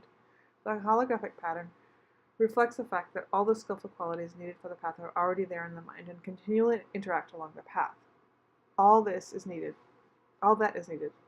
is for them to be ferreted out and nourished, their coordination fine-tuned, and they can deliver the mind to the goal. The causal loop pattern reflects the fact that the process must take place over time as specific qualities are stressed at specific junctures and strengthened by being put to use, and as different skillful qualities need to alternate in helping one another step by step along the way.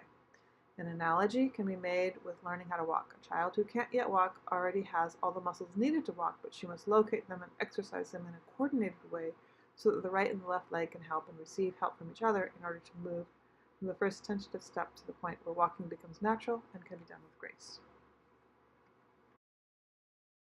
Okay, so we finished part 2 with passages from the Pali Canon, and then when I read part 3, I'm only going to read the passages from the Pali Canon, and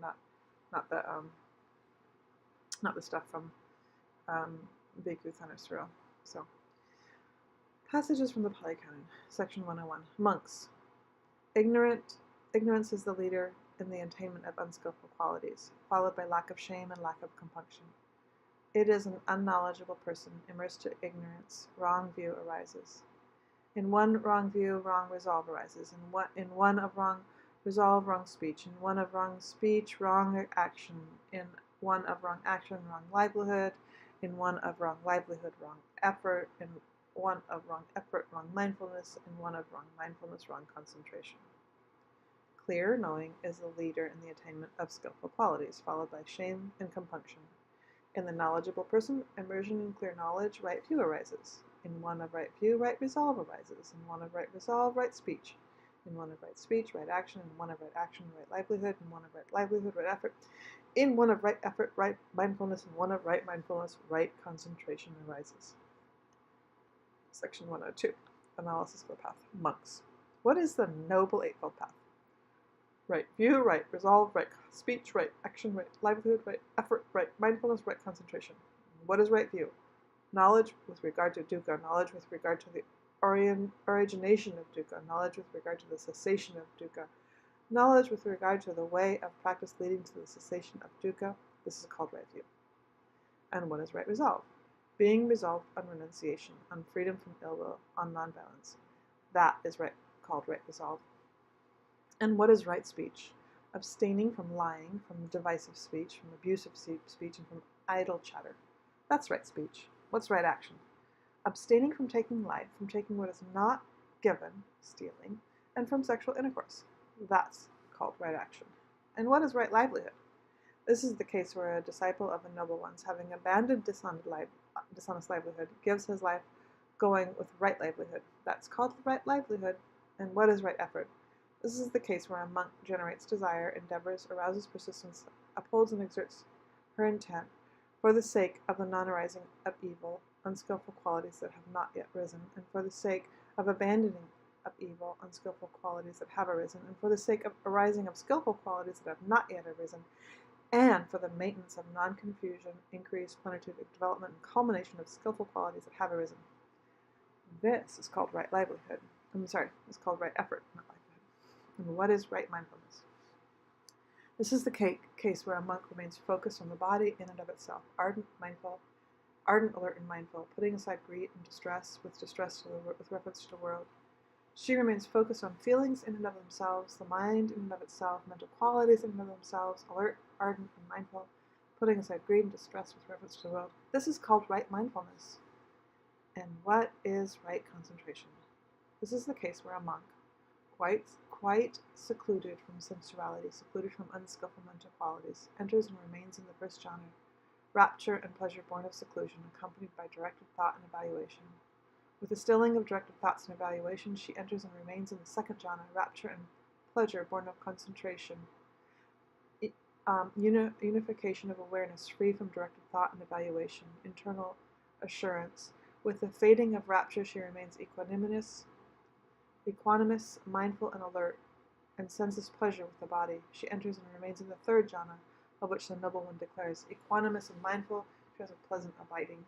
And with the abandoning of pleasure and pain, as with the earlier disappearance of joy and distress, she enters and remains in the fourth jhana, purity of equanimity and mindfulness, neither pleasure nor pain. This is called right concentration. Section 103. Having gone this forth, following the training and way of life of the monks, abandoning the taking of life, she abstains from the taking of life. She dwells with her rod laid down, her knife laid down, scrupulous, merciful, compassionate for the welfare of all beings. Abandoning the taking of what is not given, she abstains from taking what is not given. She takes only what is given, accepts only what is given, lives not by stealth, but by means of a self that has become pure. Abandoning uncelibacy, she lives a celibate life, aloof, refraining from the sexual act that is the villager's way. Abandoning false speech, she abstains from false speech. She speaks the truth, holds the truth, is firm, reliable, no deceiver of the world. Abandoning divisive speech, she abstains from divisive speech. What she has heard here, she does not tell there, to break those people apart from these people here. What she has heard there, she does not tell here, to break those people apart from those people there. Thus, reconciling those who have broken apart and cementing those who are united, she loves concord, delights in concord, enjoys concord, speaks things that create concord. Abandoning abusive speech, she abstains from abusive speech. She speaks words that are soothing to the ear, that are affectionate, that go to the heart, that are polite and appealing and pleasing to people at large. Abandoning idle chatter, she abstains from idle chatter. She speaks in season, speaks what is factual, what is in accordance with the goal, the Dhamma, and the Vinaya. She speaks words worth treasuring, seasonable, reasonable, circumscribed, connected with the goal. Section 104. More on right action and right speech for lay people. Abandoning sensual misconduct, she abstains from sensual misconduct. She does not get sexually involved with those who are protected by their mothers, their fathers, their brothers, their sisters, their relatives, or their dhammas. Those with husband, those who entail punishments, or even those crowned with flowers by another person. Abandoning false speech, she abstains from false speech. When she has been called to a town meeting, a group meeting, a gathering of her relatives, her guild, or of the royalty, if she is asked as a witness, come and tell, good person, what you know. If she doesn't know, she says, I don't know. If she does know, she says, I know. If she hasn't seen, she says, I haven't seen. If she has seen, she says, I have seen. Thus, she doesn't consciously tell a lie for her own sake, or for the sake of another, or for the sake of any reward. All right, section 105. 5. Visakha. Is the Noble Eightfold Path fabricated or unfabricated? Sister Dhamma Dina. The Noble Eightfold Path is fabricated. Visakha. Are there 3 aggregates of virtue, concentration, discernment included under the Noble Eightfold Path, or is the Eightfold Noble Path included under the 3 aggregates? Sister Dhamma Dina. The 3 aggregates are not included under the Noble Eightfold Path, but the Noble Eightfold Path is included under the 3 aggregates. Right speech, right action, and right livelihood come under the aggregate of virtue. Right effort and right mindfulness and right concentration come under the aggregate of concentration. Right view and right resolve come under the aggregate of discernment. Section 106. And what, monks, is noble right concentration with its supports and requisite conditions? Any singleness of mind equipped with these 7 factors, right view, right resolve, right speech, right action, right livelihood, right effort, and right mindfulness, is called noble right concentration with its support and requisite conditions. Of those, right view is the forerunner. And how is right view the forerunner? One discerns wrong view as wrong view, and right view as right view. This is one's right view. And what is wrong view? There is nothing given, nothing offered, nothing sacrificed. There is no fruit or result of good or bad actions. There is no this world, no next world, no mother, no father, no spontaneously reborn beings, no contemplatives or Brahmas who, faring rightly and practicing rightly, proclaim this world and the next after having directly known and realized it for themselves. This is wrong view. And what is right view? Right view, I tell you, is of 2 sorts. There is right view with effluence, sliding with merit, resulting in acquisitions. There is right view that is noble, without effluence, transcendent, a factor of the path. And what is the right view with effluence, sliding with merit, resulting in acquisitions? There is that which is given, that which is offered, which is sacrificed. There are fruits and results of good and bad actions.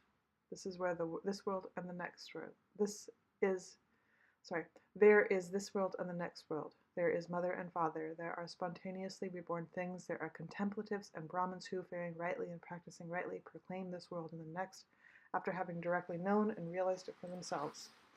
This is the right blue with affluence, sliding with merit, resulting in acquisitions. And what is right view that is noble, without affluence, transcendent, a factor of the path?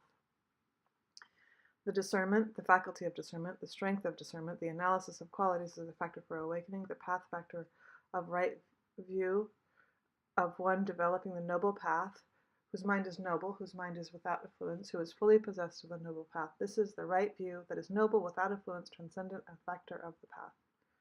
One tries to abandon wrong view and enter into the right view. This is one's right effort. One is mindful to abandon wrong view and enter and remain in right view. This is one's right mindfulness. Thus these three qualities, right view, right effort, right mindfulness, run and circle around the right view. Of those, right view is the forerunner. And how is right view the forerunner? One discerns wrong resolve as wrong resolve, and right resolve as right resolve. And what is wrong resolve? Being resolved on sensuality, on ill will, on violence. This is wrong resolve. And what is right resolve? Right resolve, I tell you, is of two sorts.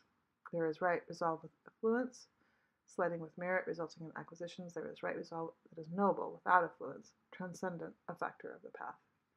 And what is right resolve with affluence, sliding with merit, resulting in acquisitions? Being resolved on renunciation, on freedom from ill will, on nonviolence. This is the right resolve with affluence, sliding with merit, resulting in acquisitions. And what is right resolve that is noble, without affluence, a transcendent, a factor of the path? The thinking, directed thinking, resolve, mental fixity, transfixation, focused awareness, and verbal fabrications of one developing the noble path, whose mind is noble, whose mind is without affluence, who is fully possessed of the noble path. This is the right resolve that is noble, without affluence, transcendent, a factor of the path. One tries to abandon wrong resolve and enter into right resolve. This is one's right effort. One is mindful to abandon wrong resolve and to enter and remain in right resolve. This is one's right mindfulness. Thus these three qualities, right view, right effort, and right mindfulness, run and circle around right resolve. Of those, right view is the forerunner. And how is right view the forerunner? One discerns wrong speech as wrong speech, and right speech as right speech. And what is wrong speech? Lying, divisive tale-bearing, abusive speech, and idle chatter. That is wrong speech. And what is right speech? Right speech, I tell you, is of two sorts. There is right speech with affluence, sliding with merit, resulting in acquisitions. There is right speech that is noble, without affluence, transcendent, a factor of the path. And what is right speech with affluence, sliding with merit, resulting in acquisitions? Abstaining from lying, from divisive tale-bearing, from abusive speech, and from idle chatter. That is the right speech with affluence, sliding with merit, resulting in acquisitions. And what is the right speech that is noble, without affluence, transcendent, a factor of the path? The abstaining, desisting, abstaining, avoidance of any of the avoidance of the four forms of verbal misconduct of one developing the noble path, whose mind is noble, whose mind is without affluence, who is fully possessed of the noble path. This is the right speech that is noble, without affluence, transcendent, and a factor of the path. One tries to abandon wrong speech and enter into right speech. This is one's right effort. One is mindful to abandon wrong speech and enter and remain in right speech. This is one's right mindfulness. These three qualities, right view, right effort, right mindfulness, run and circle around right speech. Of those, right view is a forerunner. And how is right view the forerunner? One discerns wrong action as wrong action, right action as right action. And what is wrong action? Killing, taking what is not given, illicit sex. This is wrong action. And what is right action? Right action, I tell you, is of two sorts. There is right action with affluence, sliding with merit, resulting in acquisitions. There is right action that is noble, without affluence, transcendent, a factor of the path. And what is the right action with affluence, sliding with merit, resulting in acquisitions? Abstaining from killing, taking what is not given, from illicit sex. This is the right action with affluence, sliding with merit, and resulting in acquisitions. And what is right action that is noble, without affluence, transcendent, a factor of the path? The abstaining, desisting, abstinence, avoidance of the three forms of bodily misconduct of one developing the noble path, whose mind is noble, whose mind is without affluence, and who is fully possessed of the noble path. This is the right action that is noble, without affluence, transcendent, and a factor of the path. One tries to abandon wrong action and enter into right action. This is one's right effort. One is mindful to abandon wrong action and to enter and remain in right action. This is one's right mindfulness. Thus these three qualities, right view, right effort, and right mindfulness, run and circle around right action. Of those, right view is the forerunner. And how is right view the forerunner? One discerns wrong livelihood as wrong livelihood and right livelihood as right livelihood. And what is wrong livelihood? Scheming, persuading, hinting, belittling, and pursuing gain with gain. This is wrong livelihood. And what is right livelihood? Right livelihood, I tell you, is of two sorts. There is right livelihood with affluence, sliding with merit, resulting in acquisitions. There is right livelihood that is noble without affluence, transcendent, a factor of the path. And what is right livelihood with affluence, sliding with merit, resulting in acquisitions? There is the case where a disciple of the noble ones abandons wrong livelihood and maintains his life with right livelihood. This is the right livelihood with affluence, sliding with merit, resulting in acquisitions. And what is the right livelihood that is noble without affluence, transcendent, a factor of the path? The abstaining, desisting, abstinence, avoidance of wrong livelihood of one developing the noble path, whose mind is noble, whose mind is without affluence, who is fully possessed of the noble path. This is the right livelihood that is noble without affluence, transcendent, a factor of the path. One tries to abandon wrong livelihood and enter into right livelihood. This is one's right effort. One is mindful to abandon wrong livelihood and enter and remain in right livelihood. This is one's right mindfulness. Thus, these three qualities, right view, right effort, and right mindfulness, run and circle around right livelihood. Of those, right view is the forerunner. And how is right view the forerunner? In one of right view, right resolve comes into being. In one of right resolve, right speech comes into being. In one of right speech, right action. In one of right action, right livelihood. In one of right livelihood, right effort. In one of right effort, right mindfulness. In one of right mindfulness, right concentration. In one of right concentration, right knowledge. In one of right knowledge, right release comes into being. Thus, the learner is endowed with 8 factors, and the arahat with 10. Of these, right view is the forerunner. And how is right view the forerunner?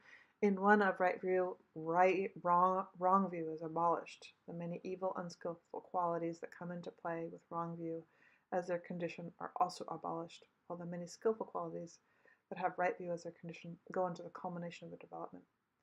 Similarly, with the remaining factors up through, and then it goes, in one of right release, wrong release is abolished. The many evil, unskillful qualities that come into play with wrong release as their condition are also abolished, while the many skillful qualities that have right release as their condition go to the culmination of their development.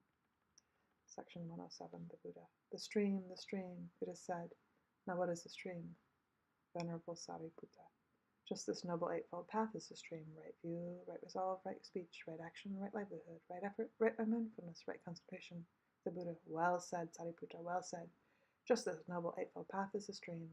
Stream winner, it is now said. What is a stream winner? Venerable Sariputta. Whoever is endowed with a noble eightfold path is a stream winner. The Buddha. Well said, Sariputta, well said. Whoever is endowed with this noble eightfold path is called a stream winner. Section 108. Monks, just as a pot without a stand is easy to tip over, and a pot with a stand is hard to tip over, so too the mind without a stand is easy to tip over, and a mind with a stand is hard to tip over. And what is the mind's stand? Just this noble eightfold path. Section 109.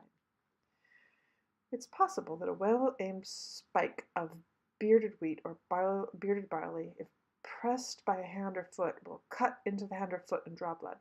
Why is that? Because the spike is well aimed. In this way, it is possible that if one's views are well aimed, one's development of the path is well aimed, they will cut into ignorance, give rise to clear knowing, and lead to the realization of unbinding. Why is that? Because one's views are well aimed. And how do well-aimed views and well-aimed development of the paths cut into ignorance, give rise to clear knowing, and lead to the realization of unbinding? There is the case where a monk develops right view dependent on seclusion, dependent on dispassion, dependent on cessation, resulting in letting go. He develops right resolve, right speech, right action, right livelihood, right effort, and mindfulness, right concentration, dependent on seclusion, dispassion, cessation, resulting in letting go. This is how well-aimed views and a well-aimed development of the path cut into ignorance, give rise to clear knowing, and lead to the realization of unbinding. Section 101. Just as many kinds of wind blow in the air: east winds, west winds, north winds, south winds, dusty winds, dustless winds, cold winds, warm winds, gentle winds, strong winds, in the same way, When a monk develops the Noble Eightfold Path, pursues the Noble Eightfold Path, the four frames of reference go to the culmination of their development. The four right exertions, the four bases of power, the five faculties, the five strengths, the seven factors for awakening go to the culmination of their development. Section 111. Knowing and seeing the I as it has come to be, knowing and seeing forms, eye consciousness, eye contact as they have come to be, knowing and seeing whatever arises, conditioned by eye contact, experienced as pleasure, pain, or neither pleasure nor pain, as it has come to be. One is not infatuated with the I, forms, eye consciousness, eye contact, whatever arises conditioned by eye contact, and is experienced as pleasure, pain, neither pleasure nor pain. Knowing and seeing the ear, knowing and seeing the nose, knowing and seeing the tongue, knowing and seeing the body, knowing and seeing the intellect as it comes to be, knowing and seeing ideas, intellect consciousness, intellect contact as they come to be, knowing and seeing whatever arises conditioned by intellect contact, experienced as pleasure or pain, neither pleasure nor pain as it comes to be. One is not infatuated with the intellect, ideas, intellect consciousness, intellect contact, whatever arises conditioned by intellect contact and is experienced as pleasure, pain, or neither pleasure nor pain. For her, uninfatuated, unattached, unconfused, remaining focused on their drawbacks, the five clinging aggregates head towards future diminution, the craving that makes for further becoming, accompanied by passion and delight, relinquishing now and here, there, relinquishing now here, now there, and now there, is abandoned by her. Her bodily disturbances and mental disturbances are abandoned. Her bodily torments and mental torments are abandoned. Her bodily distresses and mental distresses are abandoned. She is sensitive both to ease of body and ease of awareness. Any view belonging to one who has come to be like this is her right view. Any resolve, her right resolve. Any effort, her right effort. Any mindfulness, her right mindfulness. Any concentration, her right concentration, just as earlier her action, speech, and livelihood were already well purified. Thus for her, having thus developed the Noble Eightfold Path, the four frames of reference go to the culmination of their development. The four right exertions, the four bases of power, the five faculties, the five strengths, the seven factors for awakening go to the culmination of their development, and for her these two qualities occur in tandem, tranquility and insight. She comprehends through direct knowledge whatever qualities are to be comprehended through direct knowledge, abandons this through direct knowledge, whatever qualities are to be abandoned through direct knowledge, realizes through direct knowledge, whatever qualities are to be realized through direct knowledge, and develops through direct knowledge, whatever qualities are to be developed through direct knowledge. And what qualities are to be comprehended through direct knowledge? The five clinging aggregates should be the reply. Which five? The forms clinging aggregate, the feeling clinging aggregate, the perception clinging aggregate, the fabrication clinging aggregate, the consciousness clinging aggregate. And what qualities are to be abandoned through direct knowledge? Ignorance and craving for becoming. And what qualities are to be developed through direct knowledge? Tranquility and insight. And what qualities are to be realized through direct knowledge? Clear knowing and release. Section 112. Just as when there is a guest house where people come from the east to take up residence, from the west, from the north, from the south to take up residence, noble warriors come there to take up residence, Brahmins, commoners, vassals come there to take up residence. In the same way, when a monk develops the Noble Eightfold Path, pursues the Noble Eightfold Path, she comprehends through direct knowledge whatever qualities are to be comprehended through direct knowledge, abandons through direct knowledge whatever qualities are to be abandoned through direct knowledge, realizes through direct knowledge whatever qualities are to be realized through direct knowledge, and develops through direct knowledge whatever qualities are to be developed through direct knowledge. 113. Suppose a person were traveling along a path. She would see a great expanse of water, and nearer the shore dubious and risky, the further shore secure and free from risk. So the near shore is dubious and risky, and the further shore is secure and free from risk. But neither a ferry boat nor a bridge going from this shore to the other. The thought would occur to her. Here is a great expanse of water, with the near shore dubious and risky, and the further shore secure and free from risk, but with neither ferry boat nor bridge going from this shore to the other. What if I were to gather grass, twigs, branches, leaves, and having bound them together make a raft, or to cross to the safety to the other shore, in dependence on the raft, making an effort with my hands and feet? Then the person, having gathered grass, twigs, branches, and leaves, having bound them together to make a raft, would cross over to the safety on the further shore in dependence on the raft, making an effort with her hands and feet. Having crossed over to the further shore, she might think, how useful this raft has been to me, for For it was in dependence on this raft that, after making an effort with my hands and feet, I have crossed over to safety on the further shore. Why don't I, having hoisted it on my head, or carried it along my back, go wherever I like? What do you think, monks? Would the person, in doing that, be doing what should be done with the raft? No, Lord.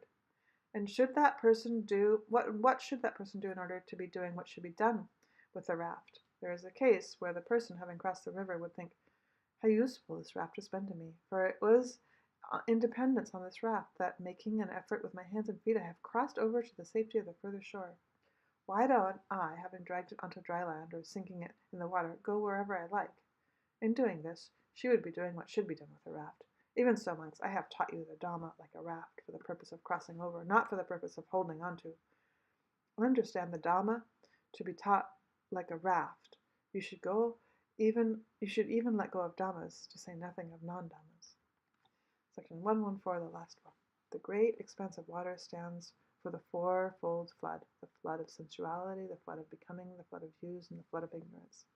The near shore, dubious and risky, stands for self-identity. The further shore, safe and free from risk, stands for unbinding. The raft stands for just this noble eightfold path: right view, right resolve, right speech, right action, right livelihood, right effort, right mindfulness, right concentration. Making an effort with hands and feet stands for the arousing of persistence.